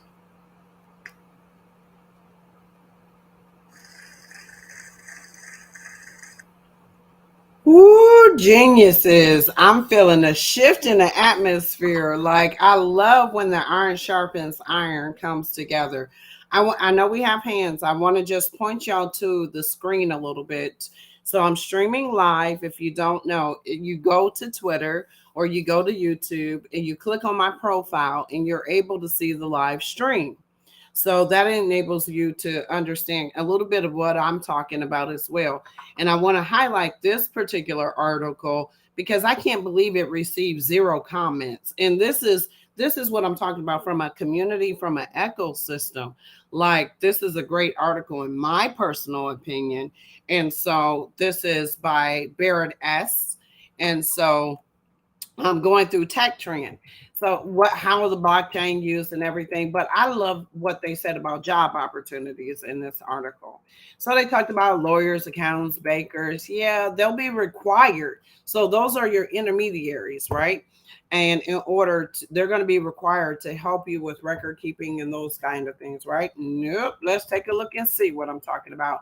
So there's a new digital business model, and this came out in 2022, and we can all feel the shift. And even in 2022, we could probably update some of these things like cloud computing, AI, and 3D printing. So some of the blockchain careers, because right now there's a huge initiative and a push for blockchain careers right now. So, and then for the project leaders and having women in your project. So women in tech is a huge initiative that is globally sweeping the world.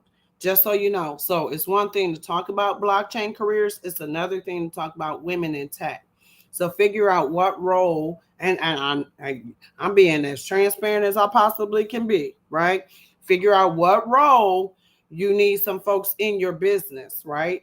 And make sure that you're looking at diversity and inclusivity. All right. I'm going to introduce y'all to some new words. So first thing is a blockchain expert. What's a blockchain expert? Well, leaning into it. When do you become an expert? Do you have 10,000 hours? Do you have a book? Or do you self-proclaim? I know this stuff and I can support what I'm talking about. All right, blockchain experts. All right. Specialist in regulatory compliance. Hot dog. Here we go. So we talked through ISO 222 and we talked through things like financial transactions in the rail system and the standard language of XML and making sure that things like insurance, making sure that real estate, understanding that whole compliance and regulatory is going to take place. Talking through what is it to have an unsecured asset? What is it to have a secured asset? As you talk about token, okay, we're going to talk about that tomorrow. I'm going to be quiet. Public speaker. Y'all, I did not know that public speaking is a job in blockchain. I do now because my inbox has been full. It's been full of opportunities. Like, I am so glad to share opportunities. Can you speak blockchain? Are you willing to travel the world? I mean, like, talking to folks about this is what blockchain do and represent some of the best brands or the emerging brands in the world. Create that swim lane. Remember, part of being founders and projects, think through who's going to be public speaking for you. Oh my goodness. And I tell you, huge initiative with women in tech. Ding, ding, ding. Just saying. I'm just saying. Just saying. Thank you. All right. Journalists. Oh my goodness. You mean to tell me now here's a niche. Here's a swim lane, y'all. You can be a journalist and report the news and what you're seeing out there in the world or what you're hearing out in the world. I love it. Like, it's been amazing, the gravity of our ecosystem and our community. There's so many conferences going around the world. And like, I feel like I'm at all those conferences because my inbox starts, filling up with pictures and conversation and experiences and stuff. I feel like I'm there. Man, I feel like I'm a journalist a little bit. So that gives me an opportunity. So think through when you are going to these events, when you're going to these conventions and conferences, how are you writing something up to just say what that experience was like? Oh man, okay, just trying to create. That's just an opportunity. Cryptocurrency trader and exchange operator. We just heard from an exchange operator who said, "Oh, I get you set up. Your project, I can put it right here for you." Okay, and a crypto trader. I think that's what the Wildcat Alliance, some of them do in there. Like they know that good stuff, right? Love what y'all doing. Blockchain developer. I know blockchain developers. Woohoo. So let me think. Many of you are devs and you're doing blockchain development, right? So and what kind of blockchains? Whoa. Are y'all paying attention to how many blockchains are popping up? Proof of work, proof of stake, proof of space, proof of those are blockchains. I'm like, man, it's getting in multi-chains. And then, it's getting good in these digital streets. Pay attention. There's opportunity in the digital ecosystem that I call the digital streets. All right, cybersecurity specialist. Now, I need to talk to y'all about that because that's what came in mind when I was thinking through all of these projects that came into my DMs. I was like, wait a minute. So some of them have links to download projects. Some of them have conversations. Some of them want to go on Discord only. Some of them want to go on I'm like, wait a minute, hold up. Y'all, I do Telegram. I do WhatsApp. I don't do Discord. And the reason why I don't do Discord is because I don't know Discord. So, some people say, well, if you don't do Discord, then you're not professional because you're not doing Discord. I'm like, wait a minute. What do you mean? I don't know it. So are we eliminating a potential partnership? And because guess what? I don't know Discord. Probably. And that's okay because not every partnership is going to work. So if that's an eliminator because I can't use Discord, I'm okay. Okay. Now, again, why cybersecurity specialist, and I'm honing in on this piece of it, is because especially in gaming, oh my goodness, when you start to partner with gaming, you got to download that game into your system. Wait a minute. Are you going to game on your phone, your PC, your desktop? I'm giving people access to my world a little bit. Hold up. I'm feeling some type of way about this one. So how do you I'm sorry, I'm on a rant probably. Does it sound like I'm on a rant? Because I'm just trying to teach y'all a little bit. No, I fucking love your energy. Please continue. Okay, all right. So I'm just going through and I'm just like, y'all, we got to pay attention to this. So for me, and I need to tell y'all, I'm not downloading everybody's stuff. So now I'm looking around all these broken laptops I got around here saying, okay, all right, I'm going to have to get one of y'all repaired because you're going to have to be my burner laptop so I can take some of this risk on, right?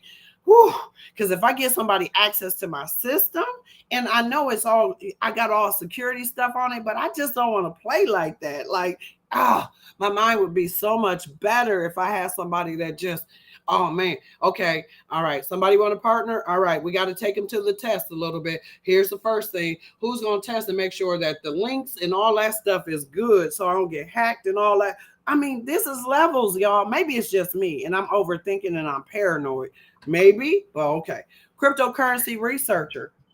Oh, cryptocurrency researcher. So the cryptocurrency market is growing every day. That means that people need to know how they work and drive their growth. Y'all, I did a post on Facebook this morning. I sent my wallet number 4 off of a MetaMask. What? And I said, do y'all know what this is? Right? And y'all should start learning. And what happened to the change? So I'm walking people through understanding cryptocurrency research and understanding how this thing works and the economics and the finance, but it starts with your wallet. Woo! I'm moving on. Consulting for businesses. So we are coaches, we are mentors, and we are business partners. And what do? We coach the digital transformation. And there's not anybody that's not in the Web3 Alliance Circle of Trust Network that can't be a part of the consulting for business. Absolutely. You've been at it for a long time.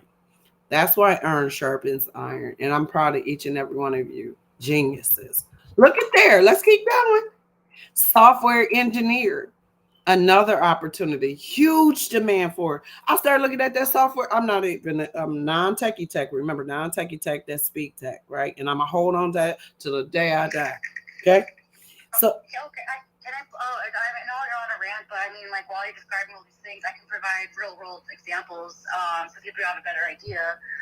Because I just know you're on a rant. I don't want to fuck it up. And so, because you're talking like a lot of base level type stuff. I mean, like, what is software engineers? Oh, they do software from the crypto world, but I like just kind of like talking about that. And so we can talk first. We want to talk about data and AI. Or in your Twitter analysis. And so I actually record my like analytics, mainly because I'm interested to see whether or not anything I do has caused an increase or decrease in my activity and such like that. Force, it was kind of funny, like when Let's started taking over, I noticed immediate drops, so that kind of like would suggest that there was a bias, something happened because it wasn't following my natural growth. That's a different side.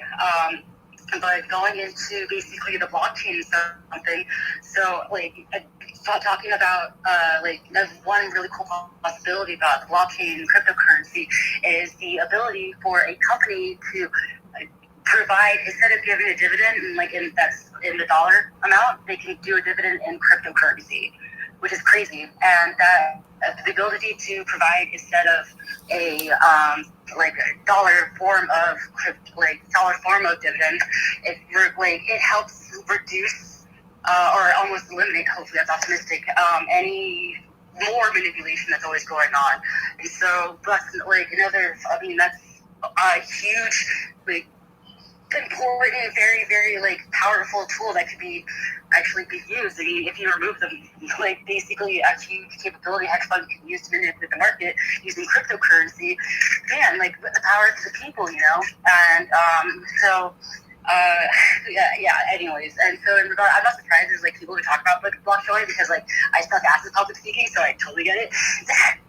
But what else is things to be referred to? But yes, the blockchain, it is extremely new, and I would understand as to why a lot of people have difficulties understanding it. I personally still am struggling, but that is primarily because I have not learned anything about the investing field or the financial, and so I would have to feel like I have to teach myself the cash money stuff before moving into the crypto, because that is fucking rocking my nuts right now so hard. But there is a ridiculous amount of potentials within this, because essentially we are creating our own basically currency infrastructure. And so, I mean, like one thing people should really consider also, cryptocurrency has an ability to like remove the international exchanges. Oh, hey, like I have $1 and I have to go change it to a euro, but now it's like, oh, like a Bitcoin here is a Bitcoin there. So we have a national, like an international currency. And so the only thing that could potentially challenge the basically fiat money means like dollar bill, cash money, y'all. The only difference is that it's because like our like economic system is just based on like cash money, but there is a very like optimistic like utopia that we could move to pure crypto, and not only be decentralized, be more power to the player, but universal so everyone can so you used to have one better currency around the world, we have better marketing exchange, better trades, so there is a significant amount of possibilities. It is very new, it is very confusing, even to a lot of us. That's okay. I mean, I don't get it, but also but yeah, it's there. The possibilities are endless, and it is more than just NFTs, more than just cryptocurrencies, more than just like X, Y, and Z. It is because it's just the idea of what it is. I mean, that has been defined. I mean, like for example, I mean, like when people say invest in Bitcoin, is Bitcoin an investment or is it a form of currency? But regardless of such, it's like that. I mean, that is just basically to provide like how moldable or I guess like like how you can use them across the multiple different fields. But possibilities endless. I'm ranting and I need some water. Jesus. No, you're doing a good job, and you're like machine gunning through with examples of how it can be applied in real use case. And that's always valuable. How you speak it is how you speak it. And it's appreciative that you're coming in like, bam, here's what I'm contributing to the Genius Room, my genius, and it's obvious. So we welcome you, Genius, to the speaker stage. And I fucking love you so much. Oh my god. I give this every person that starts like every single company meeting, like we're fucking awesome. And you just like super like positive, you like have a great sense of like communication skills. Like, oh my god, like I would love for you to have you as a boss, not gonna lie. Thank you so much. Thank you. I appreciate it. But what you said is so important. I want to go over to Will T, our co-host, because he had his hand up. Go ahead, Will. Yeah, and I'm talking to you, Pon, and everyone else in this room. And I mean, there's a lot of great points that you made there, right? But the way I teach, the way I educate is more tapping into this ownership economy that's developed as a result of blockchain. So removing the financial implications from the equation, although there is or will be influences on monetary policy going forward, right? And at the end of the day, especially the more liquid ones, there is a certain value of exchange of crypto for crypto or fiat for crypto, right? But what I teach on is the value of accumulating crypto, especially protocol cryptocurrencies, coins like Bitcoin, like Ether, like Tezos, like Avalanche, the ones that actually operate inside of that blockchain as an economic model, right? And so then when we extrapolate it from that perspective, and we talk about each coin is representative of ownership of that network, or if you want to say in the case like Chainlink, who is an oracle, basically, the Google right now of Web3 or the Google of the blockchain, and they're sourcing all this information for other projects, it's ownership of the project, right? So when you think about it in those terms, it becomes more meaningful and powerful outside the monetary value that's been assigned to these cryptocurrencies, because then we're looking more at the intrinsic value of the true nature of this ecosystem. Ooh, Will. Oh damn! Like, like econ no, right here. listen, you get everything in the Genius Room. There is nothing that I'm pretty confident now, y'all. I'm pretty confident in the Genius Room. There is nothing that we can't do in our Genius Room, right? And that's how I feel, because iron sharpens iron. So together we put our brains together and those frequencies just start exuding nothing but something that's never been created before. And that's how I always look at artificial intelligence, and really, it's good in, good out, and or bad in, bad out. So it's really about, there's levels to it, the oversight. But I'm proud of you, geniuses. And I'm coming hard through. I want to bring y'all back to the screen a little bit. And I want to take y'all, and I want us to really talk through these pieces, like legal and compliance specialists.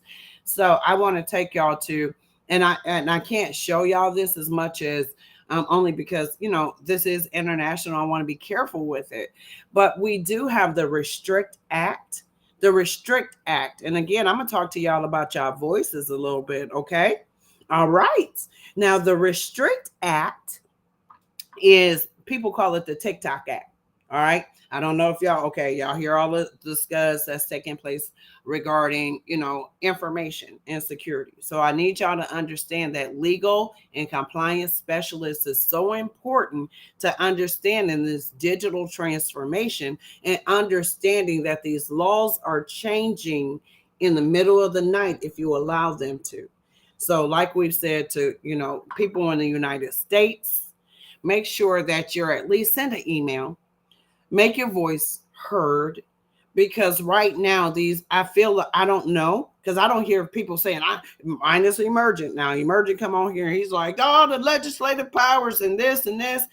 Hey, we are ahead, and we are on the way of even our friends and our neighbors in this ecosystem and conversations and breaking stuff down. Because we're getting them sound bites, and then we're striking them down with Yaeunda's leadership and getting a real overview on that. And we're way ahead of even. Basically, we have like a combined of like 1 million right now in this room. Yes, exactly. And that's the strength of what we have, but it's activating with the power that we have, right? So so it's really understanding the future looks like this is the pathway, at least as we see it, right? We need some help to make sure we protect, and all that stuff. But along the way, this is what, includes a focus group of think tank of creating a real agile solution looks like, because it's constantly changing. So we're creating something that requires that a level of understanding and a level of what role are you going to self-adopt and play in it. But first, how are you leveraging your voice in legislature to say that because guess what, if this passed without your voice, right? And y'all, it's simple. I want to train my legislator to understand what this stuff is saying.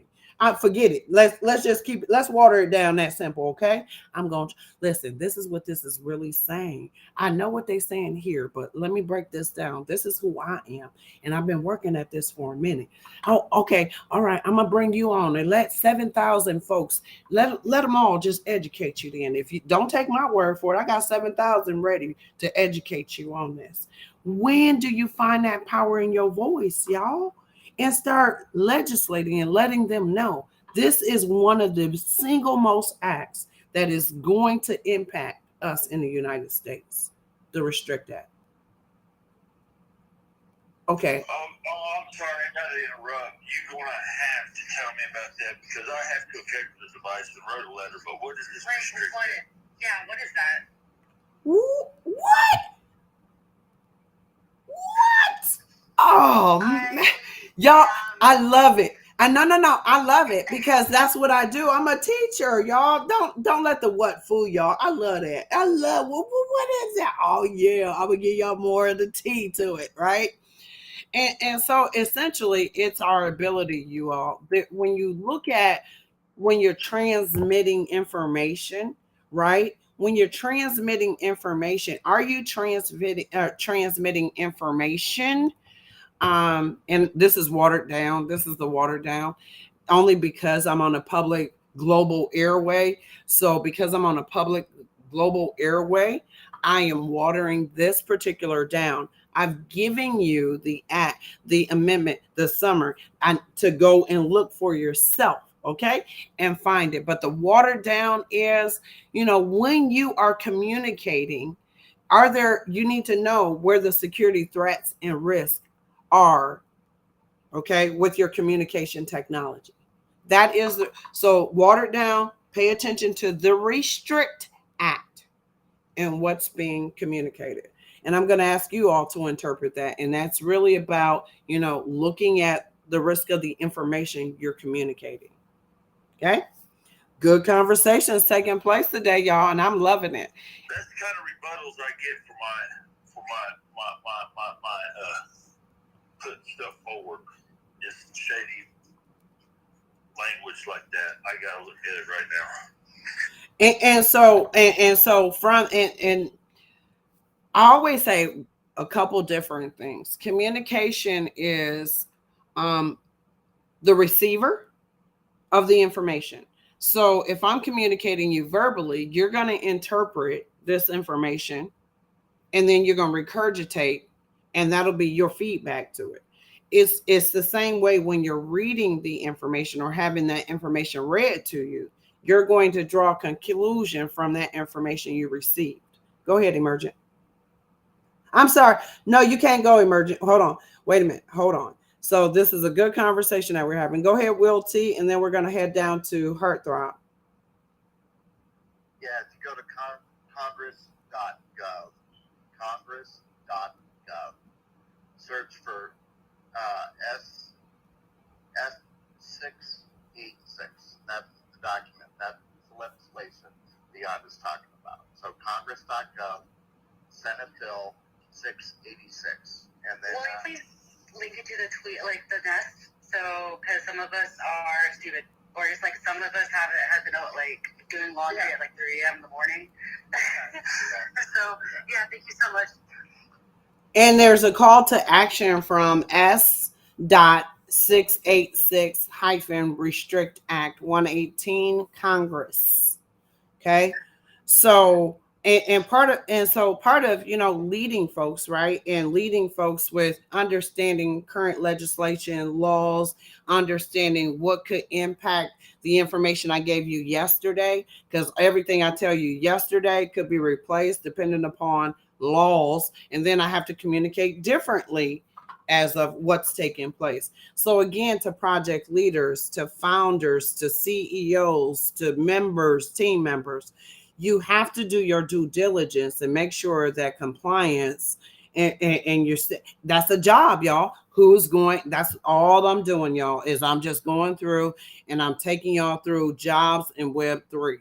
And I just proved my point as to why legal and compliance is so important. And if you don't, the last thing is somebody, and I can't remember where we talked about this, is I know I'm kind of a nerd, y'all. I always like to look at when the White House comes out with their budgets. I like to see where the money is allocated, what sector is going to get the money, right? And then I drill down, y'all. So not only from the budget for the White House, I want to know what state got allocated the most money. And listen, I go and then I look at my state's budget and I drill down into the different offices. I know I'm a nerd because I need to look. Okay, so much money is allocated here. Wait, with lobbyists, what is a lobbyist? Wait a minute. I'm gonna put this here. Boom. I'm gonna put this. Boom. Like lobbyists needs to go to the number 1 slide. I'm just gonna tell y'all, because companies are allocating monies for lobbyists. What is a lobbyist?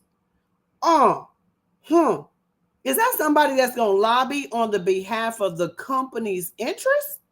Wait a minute. So you mean to tell me that you're going to pay me, your interest is what? You want this to pass, and you want me to knock on it. You want me to stand here. You want me to talk to people. You want me to phone call. You need an email. You need a letter. You need an event. You need me to attend. Oh, okay. I'm your girl. Put me boots on the ground.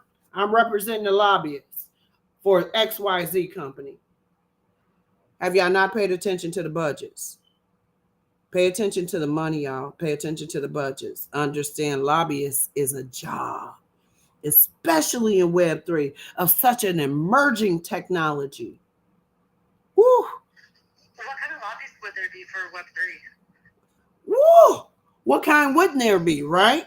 So there's a blockchain lobbyist. There could be a crypto lobbyist. It could be a fiat lobbyist. It could be a compliance lobbyist. It could be a regular, huh? I mean, do you have any like examples of someone who's lobbying? Like, I could be like, oh yeah, there's a lobbyist for like the DoD specifically for Lockheed Martin because they want the U.S. military to buy Lockheed Martin shit. So, do you know an example for like a blockchain lobbyist? I do. So if you're interested in being a federal local government contractor, you might want to look for some of those, and so you have to register in some of those government fed now some of those government dashboards and platforms. So one of I use is sam.gov. Sam.gov I use, and I'm able to go in there and I upload my company information, and then I'm able to assign my company a NAICS code based on what I want to do for the federal, state, and local governments. And so from there, it allows for me, once I get my NAICS code, right, and there's probably 12 to 16 of them, and they're continuing. I remember I went, long story. So in the NAICS code, so it's so important. Then from there, so one of my NAICS code is education or training and education.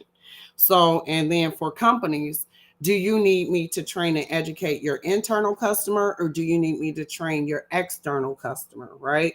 So, and you need me to go to your external customers. All right. So now you need me to lobby for the transaction fees and the maintenance fees not being X on behalf of this company. So then I'm there, I'm meeting with the decision makers. I am writing my letters. I am holding meetings. I'm going to events to be in those decision makers' purview. So it might be I am tasked to work with city council because that person sits on that particular committee. On top of that, okay, so you got to pay the House has committees, the Senate have committees. You got to understand your judicial branches and all in those pieces and who you're going to lobby for. Does that give you? So I'm just breaking it down for y'all. I'm giving y'all some real. Go ahead. Yeah, that makes sense. I guess one example would be lobbying for. I mean, someone previously talked about basically exchange fees for crypto and how they're fucking awful and annoying. I guess one could lobby like, oh yeah, we should totally get rid of them. Another person's like, oh, we need more regulations to slap on more money on that for shit. But yeah, for sure. So right now, for instance, there's a lobby. You might even look at Apple Pay and Google Pay have really dominated the payment systems for digital currency as it relates to POS, point of sale transactions, right? And maybe there's a reason why those two were the only ones allowed in the point of sale, or are they the only ones allowed to be able to do that point of sale transaction? Oh, now we create more jobs when we get to talk in the Genius Room.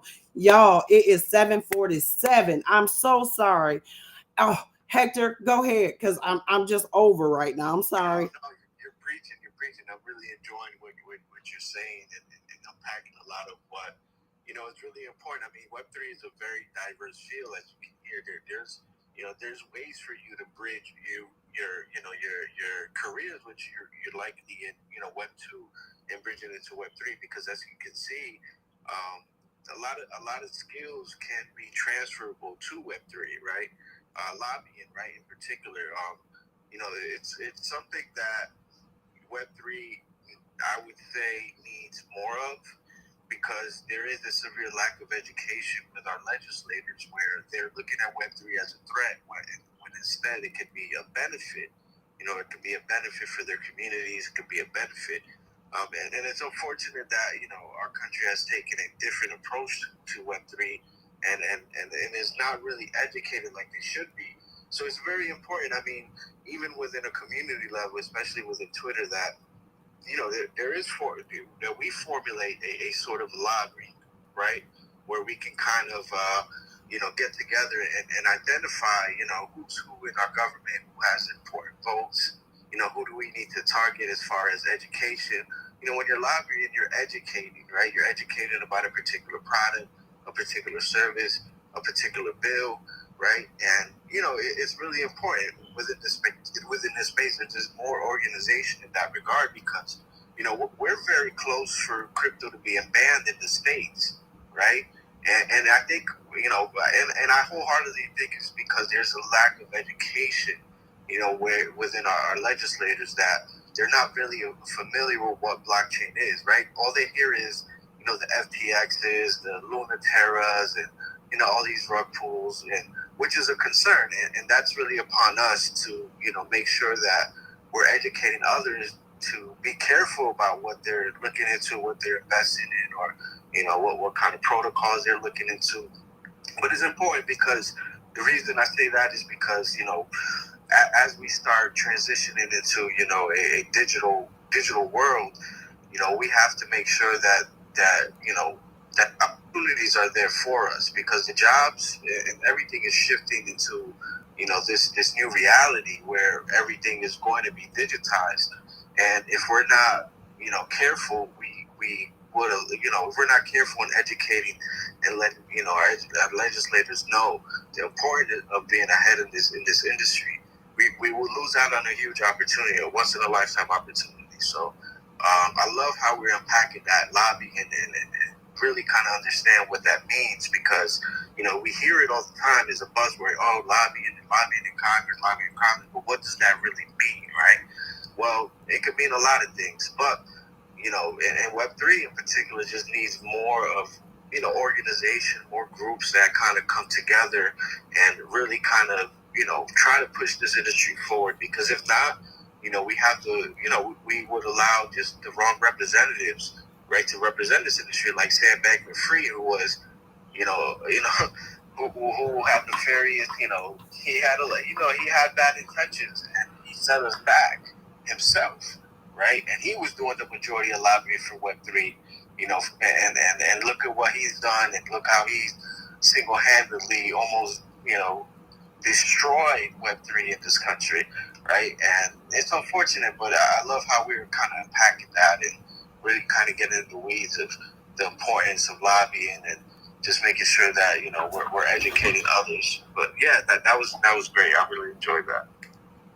Oh my gosh, Hector. Woo, when I'm on a lobbying scene, I'm just gonna tell y'all what happens is I arrive in the area about 18 months prior to, right? You don't even know I'm in the area. You don't even know who I am, right? And so when I'm coming in lobbying, I'm just sitting here shaking hands and I'm really kissing babies. I make my rounds to to the key decision makers that will allow for, I just want you to put a face with a name. And by the way, this is my company that I want to bring here, but I'm not quite sure. Oh, by the way, let me get in. I go around to the churches and I spend time with the congregation and they get a chance to get to know me. Then I go and I might talk to the diplomats along the way, and I might host something for them from around the world and really understand, what that experience looks like. And then, by the way, I might make my way over to city council, and I have to understand every ward that's represented. So I'm in the wards as well, and then I need to meet with the businesses that's in the area so that I need to understand their agendas as well as a lobbyist. What y'all asking me, right? And I'm giving y'all some real alpha on lobbyist movement. And if I'm going to lobby, certainly it all depends on who I'm lobbying to. I'm gonna have a presence where I'm lobbying at. Okay. So I don't know if I'm renting a hot dog stand or I don't know if I'm renting a little small 4x4. I don't know, but I'm gonna be represented in that area and where I'm trying to lobby. All right, I just gave y'all a whole masterclass on how to become a lobbyist. Okay, so that's it. So when they say you're a lobbyist, huh? Yep, I do this, I do this, I do this, I do this. That's my strategy. I just gave it to y'all. Okay, I'm coming to the hands. I'm coming to the hands. You got the tax professionals and you got the lawyers. Again, I call Mr. G up because Mr. G is our tax guy who got his hands around these dollars and cents. We can talk to him about insurance, our business insurance. We can talk to him about there's levels to this. Again, So when we say project, at some point we're gonna move into the business sphere. Web3, I can't go, I can't even come to you. I gotta go to Heartthrob, then I gotta go to Immersion, then I'm going to Web3. Oh, good morning, Yaeunda. Thank you for hosting the rooms in the morning. I always love being here, and I know you said something, and Asgard, I got to get together with you on this one about getting paid for being here, because I'm new, and I don't know anything. I'm still learning. But if I'm not learning, well, I'm not growing. So I'll try to keep this short because we got a lot to learn today. But definitely, I can see where the analytics are coming into play, because social credit score is something that's coming into the future. And if you're not familiar, has already been implemented in some countries.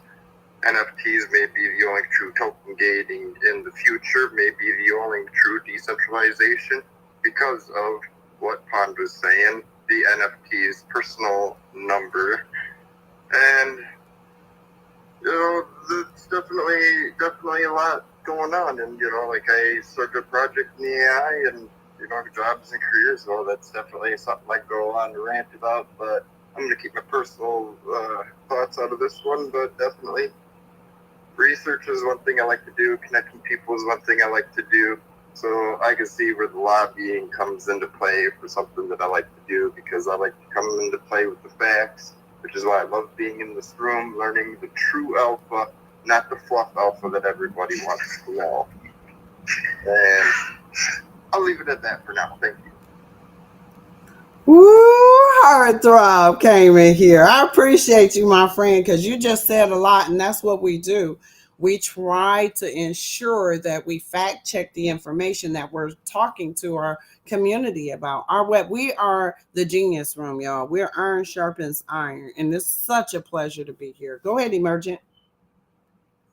So yesterday, I had like 3 words from a 5-word interjection being completed before I got cut off, but that's hard to handle sometimes. But I just don't really agree with the centralized representative system quite as much as with this decentralized landscape and different varying opinions. And sometimes I just want to rip all my consensus away from the locals and just delegate it to whatever figures seem to be speaking my language on Capitol Hill, and that's state, county, and federal Capitol Hills. And I love it, but I have to kind of cut short today. So, you guys are going into overtime. I can see it. I mean, just about a guess. You're going to have Project 1010 and Chase break some stuff down. I'll see you guys on the other side tomorrow. All right, that sounds good. And you're right. And so there's levels to this. Do not think for one moment that you can arrive to the nation's capital and just kind of walk through that thing and people gonna open the doors for it. Do not go that way. Like, are you sure? Because like maybe if I wear a Viking hat, because maybe they'll let me in. Listen. Well, they'll let you into some doors. I don't know what doors them gonna be, right? You want to get You want to get into. And just like yell my Viking pride, like, I'm all that sand. Well, I know this month there's supposed to be a blockchain rally. Excuse me, I'm just gonna call it a blockchain event or something, and I'm doing more research. So this is pre-researched information, but allegedly in Washington D.C. there's going to be a blockchain event taking place. So I do plan to represent and be at that blockchain event taking place in Washington D.C. because I have something to say. And I've been very vocal about what I have to say. Okay. Is it in person or is there like a thing you can watch virtually? It's in person. Oh, fuck. Well, I'm going in person, but guess what? I might, who knows? I might prop up a space. I might pop up a live stream, and we might go live from, being in Washington, D.C. So that's the beauty of being so close to the nation's capital where so many things are taking place. Go ahead, Will, and then we're headed to Ryan. Yeah, I got to take off now, but thanks for having me. I've got another space that I support this time of day. So I'll be back, and I know you're always taking attendance, so hopefully I get perfect attendance again this week. We'll see how my sleep cycle manages that. Thanks for having me. I appreciate it. You bet, buddy. I do take attendance. I'm watching, and I'm glad that you were here. We were honored and graced with your presence on the Genius stage as co-host. Look at you, Will T. Thank you so much, my friend. Excellent, excellent. Ryan, and then I want to go over to Jesus, and then I want to go over to Chase. Hi, Ryan. Hello, hello, good morning. I really liked what Hector was saying. I just wanted to add on there that we are the representatives of Web3, and we need to hold ourselves as such. Chase with the blockchain basics, just as an example, right? There's plenty of them in here. That's just the one. First PFP I saw, right? So, yeah, we got to do that, I think, because the space kind of grew up out of, the first that got into it and, the Wild Wild West impression and all that stuff.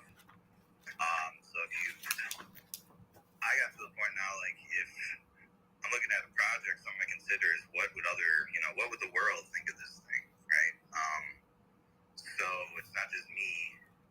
I can support something, I can make money, right? Anyone's free to do their own choice with their own money. I'm just saying what I do. I don't want to be part of a system that, is against kind of like the grand schemes of things of what I'm trying to do, and I think what most people in here are trying to do, make this a place for the average person. And then just on the, news and stuff, I heard some hints of that. The news is like a, for-profit industry, and decentralizing, in this decentralized space, we're supposed to decentralize finance, but the ability to be heard has, financial benefits, right? So someone just said, I think it was Heartthrob, maybe stick to the facts. That doesn't really make money in the media industry. And even as it's translated into social media as the news, it doesn't really work. It's still emotions that make the algorithm tick. So, yeah, I just wanted to agree, say good morning, say I'm all about what you guys were just talking about. That's how I built everything I did. Let's just hold ourselves, I guess, to like a higher level. So we are the representatives that people see and make, we're the ones that make people want to come over here and join us. Ooh, I love what you just said, Ryan. Thank you so much. And you're right. I did a Facebook post this morning, and it was on my personal page. And again, I said, do you know what this is? And it was a copy of my Ethereum wallet, right? Address.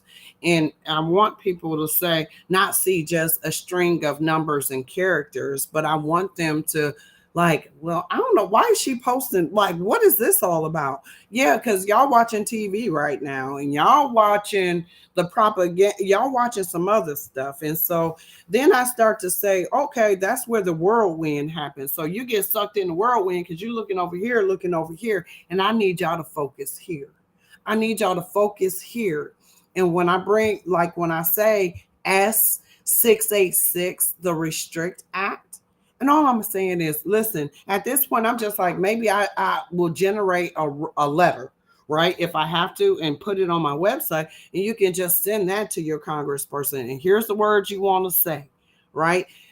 But take action, you all, because this really does impact our abilities to be able to transact. And if they outlaw cryptocurrency in the United States, then what? And that's that question. Then what? So let's let's stay in the green. I mean, I don't think we'll ever outlaw because cryptocurrency is a super way for like money laundering for hedge funds. And right, and those are all the different aspects that we have to go through and walk through, right? It's talk through, well, they've done this is past practice. But the new practice is a digital ecosystem. So what we've done in paper is now going digital, y'all. So some stuff, like anything, it gets lost in translation and not adopted, right? So I'm just going to keep moving through that. But I love what you just said, Ryan. We have to hold ourselves to a higher accountability. We have to. I in that lobbying piece. So thank you. I want to head over to Project 1010. Jesus.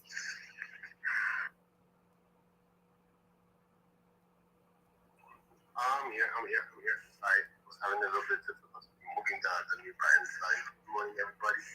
Yaeunda had to welcome you, Teddy. Oh man, when I tell you that self-governance has really been thrown out the window, at least in the recent events of crypto, it's a little disheartening, and it really does have to go back to the whole. We need to take ownership of not just saying do your own research, but like take ownership of our transactions, right? Like there was a saying before, it's like vote with your dollar, or where it's like support them with your vote. And it's not just in the presidency; it's in every single branch that we need, that we have elected officials that make up the rules, right? The president is just the face of everybody else, but like it's between the other branches that are the rules are formed. And if we don't start being proactive in our self-governance within the space, they're going to overdo it for us, because the regulations are going to come regardless, because no nation is going to give up their sovereignty. No nation is going to give up their power. No nation is just going to let everybody run amok whatever they want off people. And there are going to be rules of law that have to be abided by in every nation of the world, because Web3 is an extension of what we already do. So with that said, it is important that we practice safety, self-governance, and when we are onboarding somebody, to give them the right expectations, right? Is there money that can be made? Yes, but that goes for every single market. Whether you're trading Nike tennis shoes or baseball cards or Pokemon cards or antique gaming systems or crypto, like can you make money? Yes, if you do it smart, if you are able to know the rules of the game and you're able to use them to your advantage, yes, you can make money. Is the simple quote unquote fact that crypto's here gonna just make everybody millionaires? No, because people tend to be very emotional, especially with money. So it's not just do your own research, but have some accountability for your own self-governance. Because at the end of the day, like, we know that no bank holds 100% of the assets that we give them. For every dollar that we give them, at least in the United States, they're able to lend it out 10 times out of thin air. That's what creates the economy currently, at least again in the United States. It will be different depending on wherever you are. But in the United States, we deal with fractional reserves and fractional banking. And I know there's other countries that do that. So we have to take power back and be self-custodian of our own assets. Well, that's a very true point. I would say it's a good thing to do what you want to do. It's me, Alex, from New York, if you know what I'm saying.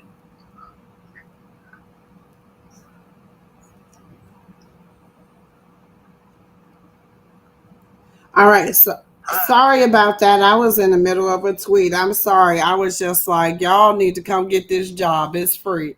Like, and that's what I tweeted to the geniuses in the room. Sorry. I'm just moving my look, but it's free. Come on through. So where's Alex at? Hi, Alex. Where you at? Thank you, ma'am. I'm originally from Portugal, if you know where that is. But I've been living in New York City for the last 10 years. But I've been shuffling around here and there. But I'm based out of Portugal. I'm like a Web3 developer, if you know what I mean. I built on top of Ethereum. Well, you know what? First and foremost, I'm so excited to have you here, and I want to welcome you, Genius, to the Genius Room, to the Genius Stage, and to your new community, right? Where we're iron sharpens iron, and we're here Monday through Friday, 6 a.m. Eastern Standard Time. And we come in here and we doing this mental jiu-jitsu with these geniuses, and we get our juices flowing. So welcome to the stage. Welcome to the Genius Room, Nick. Oh, that's a great thing. You just said juices flowing, yeah. Absolutely, because listen, it's hard. I don't know how y'all can just like some of y'all just sit in the listener section. Literally, I I have to stay in the listener section because I'll be like high fiving and shouting. Because when I get into the Genius Room, I'm like, ooh, ooh, ooh, ooh. If I wasn't a part of the Genius Room, I don't know if I come up on stage. But some of y'all show courage, and I'm thankful for that. Yeah, that's a great thing about you. But do you mind doing that sound again? What you just did? What sound did I do? What you just did? Oh, woo. That was great. Yeah, absolutely. That's just natural. My natural sounds, y'all. So it's cool. So look, I want to take y'all back and we're going to finish this little piece and then we're going to head over to Chase because he's going to give us some alpha as well this morning. That's listen, that's that smart contract. Listen. Like this man is a maxi. Like he don't play. Like when people come in my inbox, I'm like, I ain't opening that link. Okay, if I click that link, okay, what would Chase do? That's in my head. What would Chase do? So we coming. So lawyers, tax professionals. So we talk Mr. G. If you haven't connected with Mr. G, make sure you connect with Mr. G. Like, yep, stamp of approval, check mark right there. Like for real. Bitcoin and blockchain relations. Whoa. Is there a wait a minute, y'all? We creating a whole relations thing now. Literally, we should. Like, I love being able to talk to community leaders and hosts throughout space because I feel like this is iron sharpen iron. And so through that, we're creating this like ecosystem where we can be heard. But again, how are we knocking on these doors? Are we tapping on the door? Somebody's at the door. Are we banging at the door? Like, that's how I look at it. Like, listen here. When you work for a Fortune 1 company, you get to the door. Chase. Like, we've been talking through these careers. We've been talking through blockchain and content and things like that. Chase, give us some alpha. Good morning.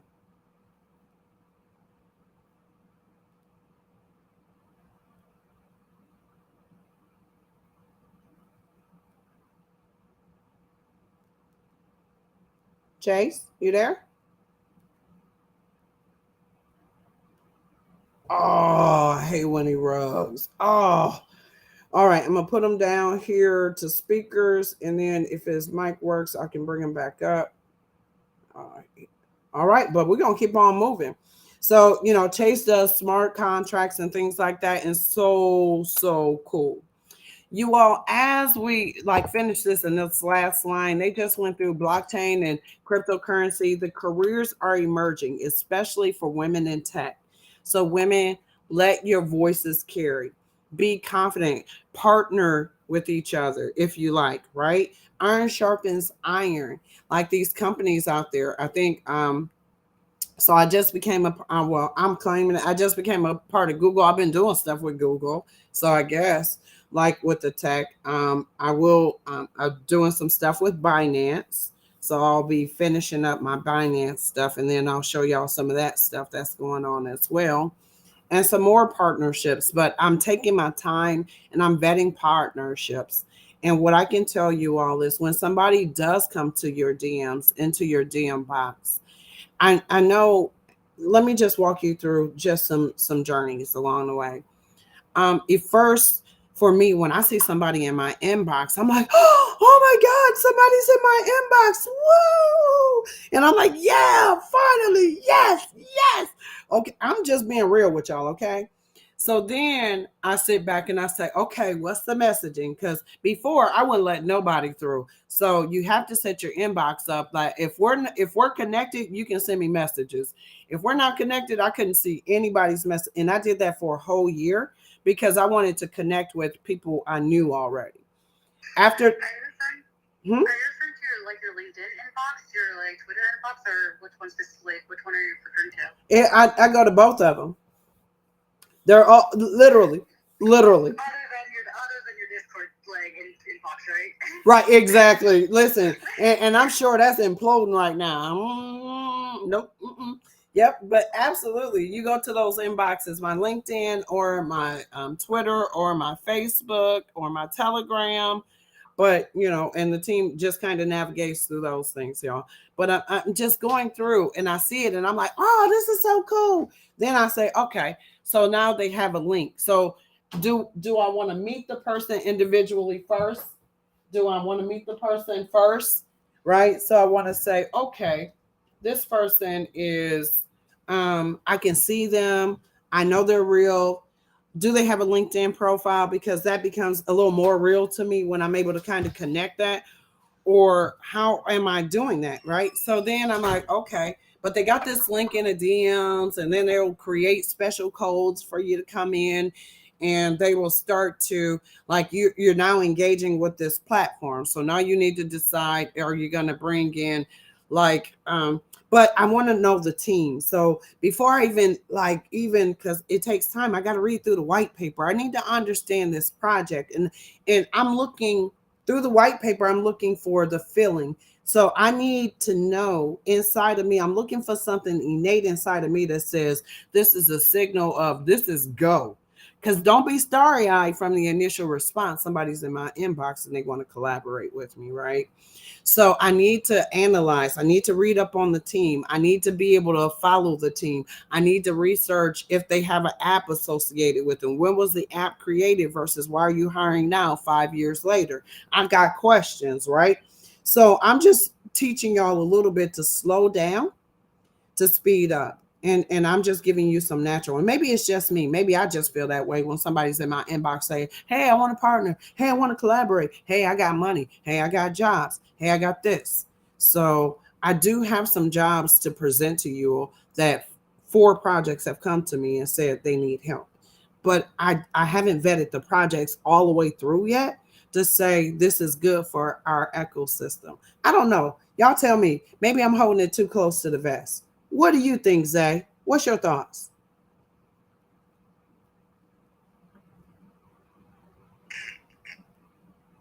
Top of the morning.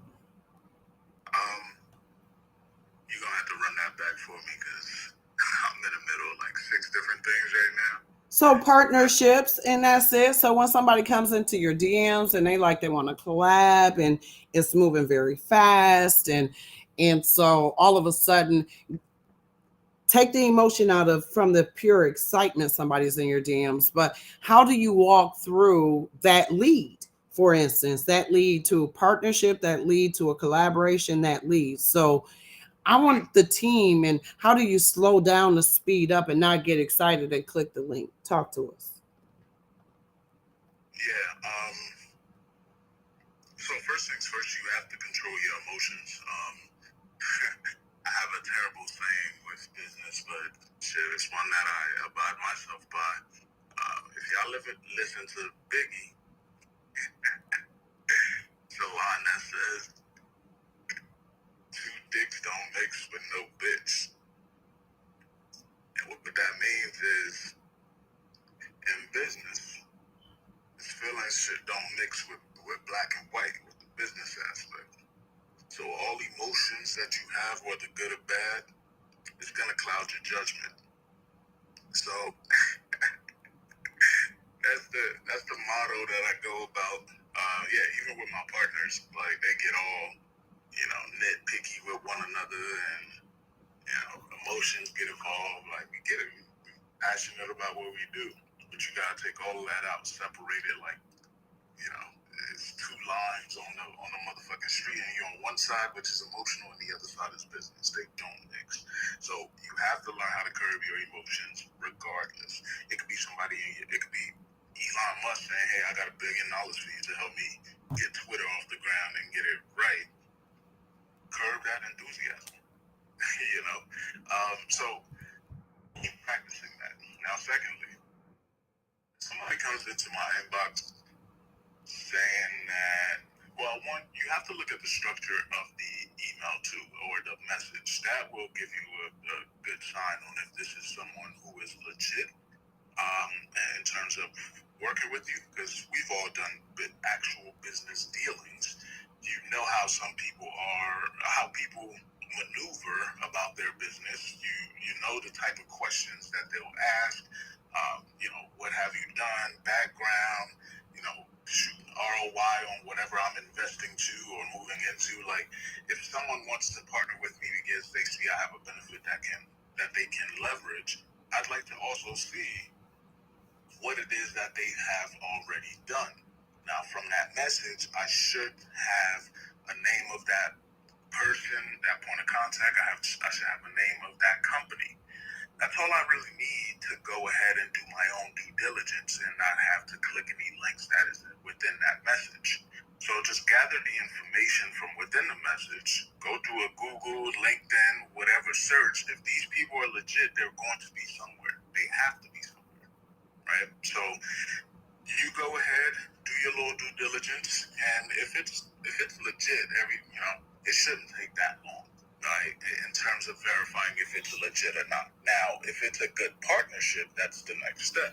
But just verifying if they're a legit company or stand on something, that's easily done by a quick Google search. Now, also, the person's profile, like let's say it's on LinkedIn or even here on Twitter, the person's profile too is going to be another telltale sign on if it's real or not. If they only got 5 followers and 20 tweets, like, it's a fake profile. Let's be frank about it. Now, even if they are brand new, right? Let's say they just created a brand new account for the particular project, things of that nature, you would often see a lot of activity within the new account to showcase what they're doing, right? It will say, hey, such and such company, we just created a brand new account. Follow us here, like, here's some new tips, here's who we are. Like, they would put out all of that stuff so that account can start, looking more legit. If there's no effort on that part, why should you put in any effort to partner with this person that can't even take care of home? So that's going to be another telltale sign as well. And then lastly, like, if all of it checks the box, now you legit have someone who's offering you something. It's not quite time to get excited yet at all, because this is where the actual real business stuff comes in. You start talking, hey, what is it that you need from us? Like, how is it mutually beneficial? How can we partner one another? Where's the synergy here? How does the dynamics between us organizations, both of our organizations, how can it actually work and provide value to whomever our target audience is? Things of that nature. You start to get to the nitty gritty on and seeing what the responses are before you even sign any paper to do the damn partnership. This is just seeing if our partnership would even work, knowing that you're legit now. How do we fit together like a puzzle piece to bring this out to the masses? And once that's figured out, you get all your documentation out, right? You have to document everything, people. Even if it was just written on a damn napkin, better than nothing. So document everything out in terms of what company A's responsibilities are, company B's responsibilities are. Here are the terms in terms of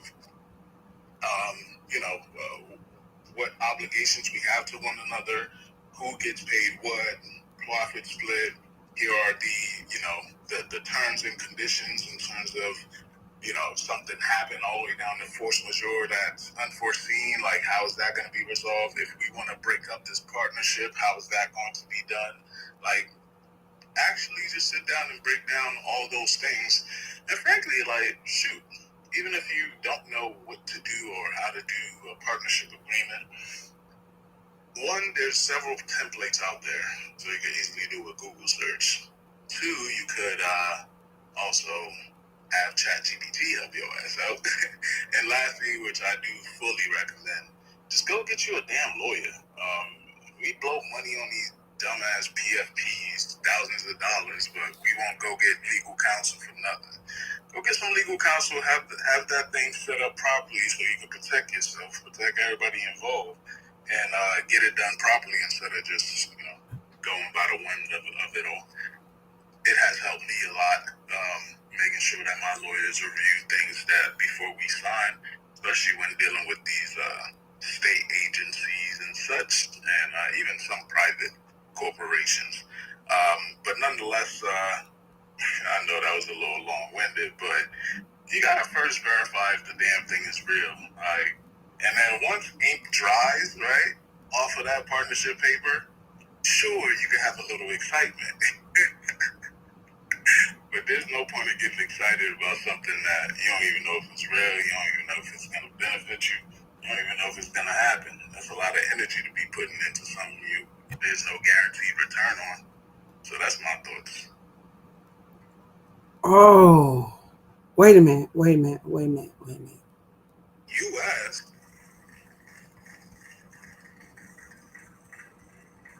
Oh, Zay came in here. Did y'all hear Zay? Like, whoop, he did it. I was like, yes, Zay, you landed that thing. You put it in. You said, okay, I'm about to start this car for a minute. Shoot, we got to the destination. I'm trying to tell y'all. Beautifully said.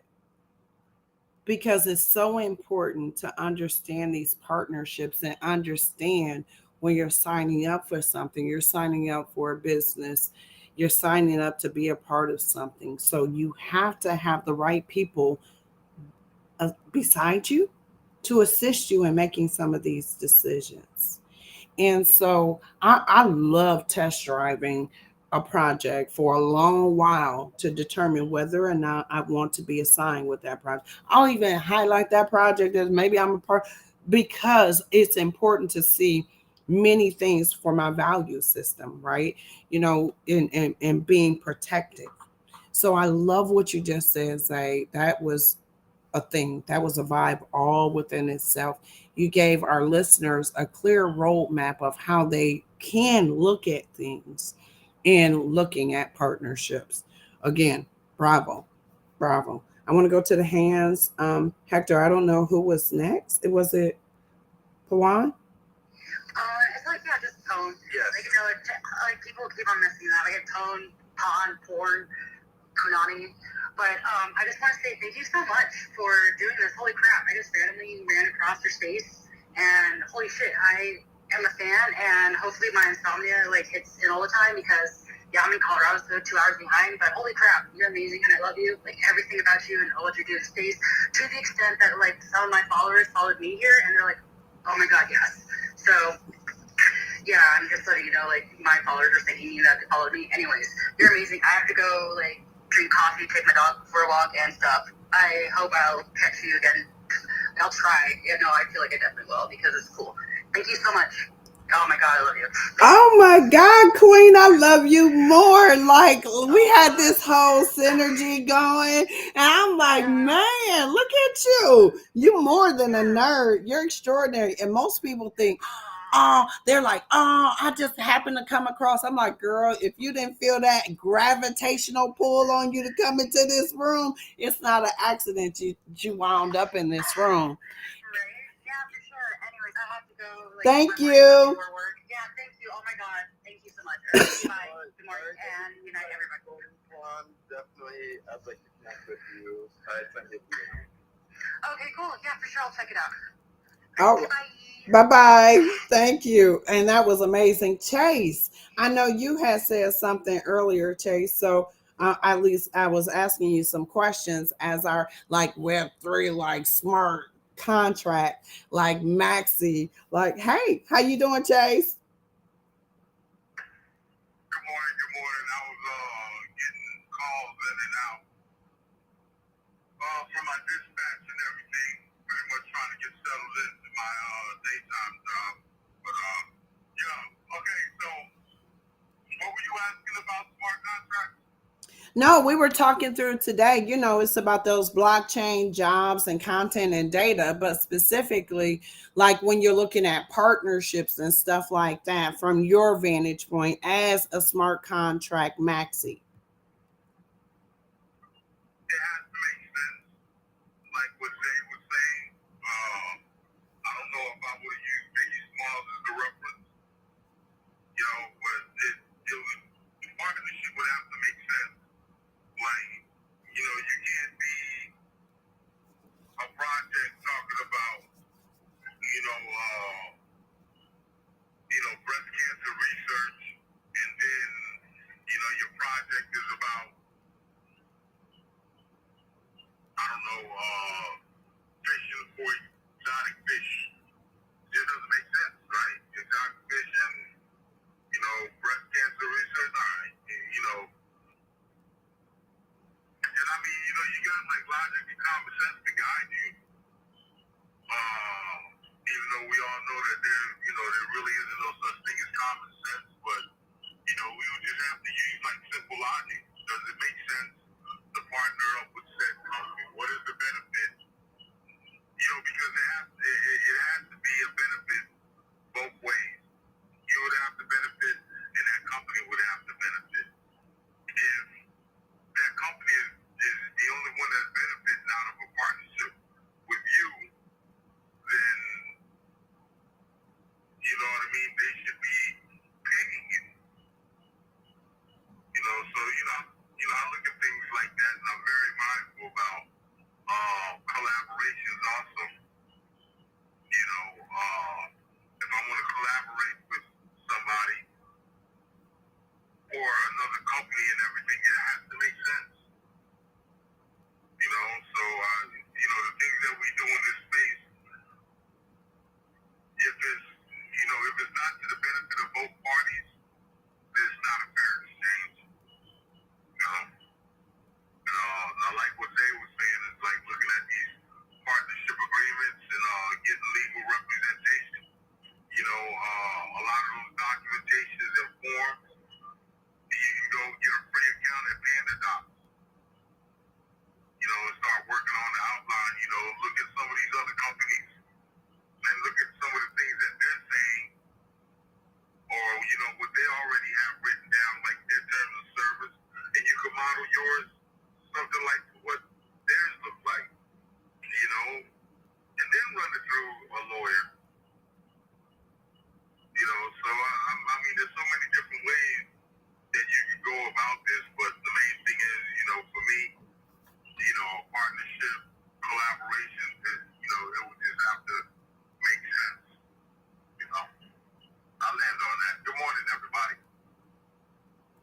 Good morning, Chase. I love where you landed too. And that's so important. So to businesses and to corporations that might be under their personal PFPs and not under their corporate brands, it's so important when you're going to engage with the Web3 community, like, and you're representing that large brand and you're kind of under your personal, it's like, I get it. I get it.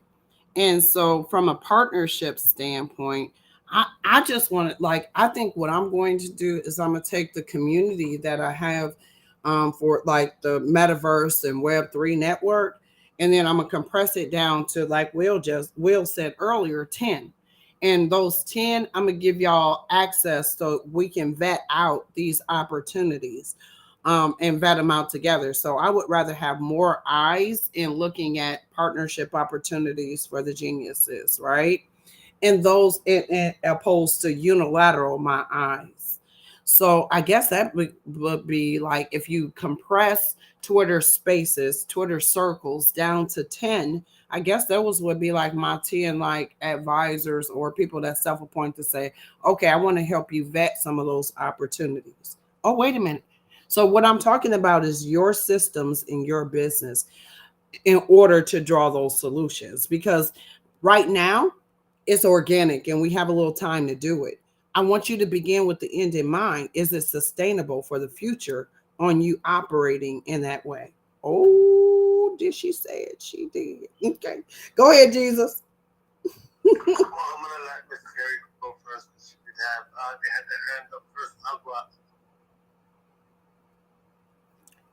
Hi. Okay, we got a newbie on the scene. Okay, let's see. We got Miss Carrie. Hi, Miss Carrie. Hi, good morning. Good morning. Thank you for letting me take your spot. That was nice. I appreciate that. And I was listening and I couldn't keep my mouth shut. I'm one of the ones that Pone was saying kind of followed into the space. I was getting my kids ready for school and I couldn't get them dropped off fast enough. I was like, I want to be on the space and talk. I know you were talking about collaboration just now, and that's not really something that I'm familiar with. I'm a social worker, so my world is different. I'm not a tech person. I started out on the stock side of things, and through our stock war, we were in a chat, and someone came in and started talking about blockchain. And I remember someone laughing. I'm like, what is that, a necklace?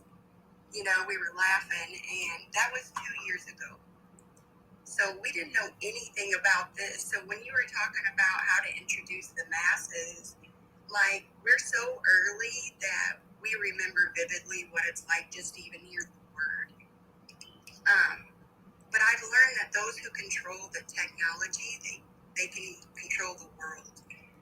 And like she was saying, you know, like now the news sources we have seen even in the stock side, they're reporting information before it even happened. So that it's been a big issue, and it's you know, there's proof to that. But with blockchain, you know, I'd like to see it decentralized and in the hands of community, because, you know, it's very powerful tool. And it needs to be in the right hands.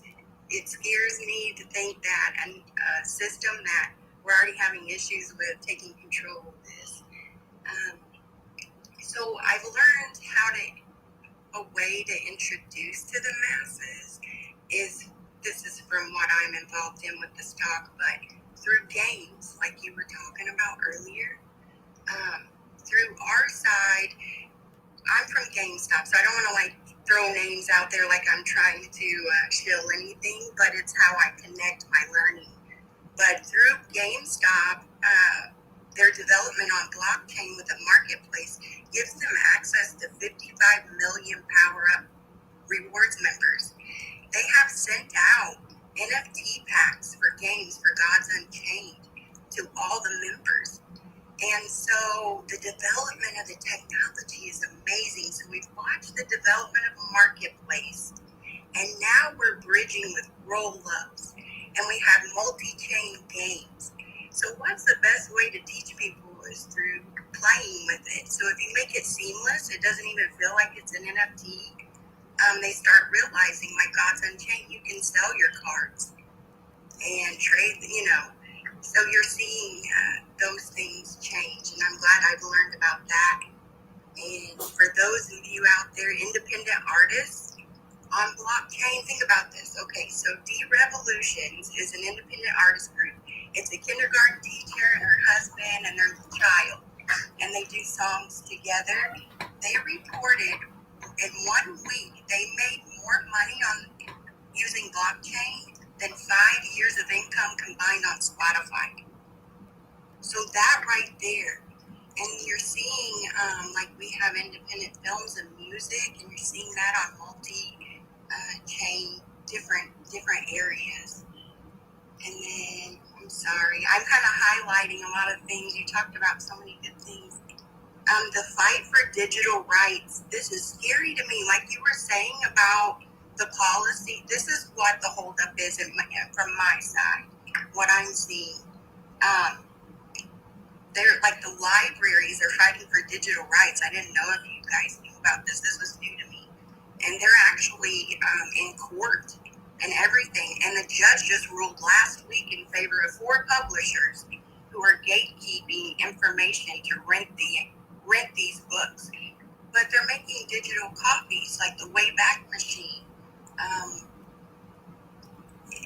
I can't imagine, like if I was doing research and I wanted to look at a rare book from New Zealand that's a digital copy, how am I supposed to rent that? How is that supposed to be shipped to me? Like, these publishers are crushing. They will have to destroy all these digital copies if these rulings go through. This is how vital it is for us to pay attention to the policies, who's voting, and starting early, like trying to get this into the masses through gameplay. There's some countries that are using in their to pay bills and get copies of, kind of like their city community center where you can do it through VR. It's growing fast, but it needs to be in the right hands. We were fortunate, and this is an idea for anyone who does a lot of archiving, genealogy type things. Through our stock where we developed a huge library. It has a lot of information in it. It's a massive library, and we were scared that it was going to be destroyed. So, like DARA project on blockchain, we were their first archive. They archived our entire stock library, our due diligence, to preserve that information and evidence that we have collected. So there's a lot of things developing in this space. And this is coming from someone who laughed in the beginning because I was like, what's the blockchain? Is that a necklace? So the learning is intense, it's fast, but I remember those days. And thank you for letting me run my mouth. I really don't know anything, but yeah. Good morning.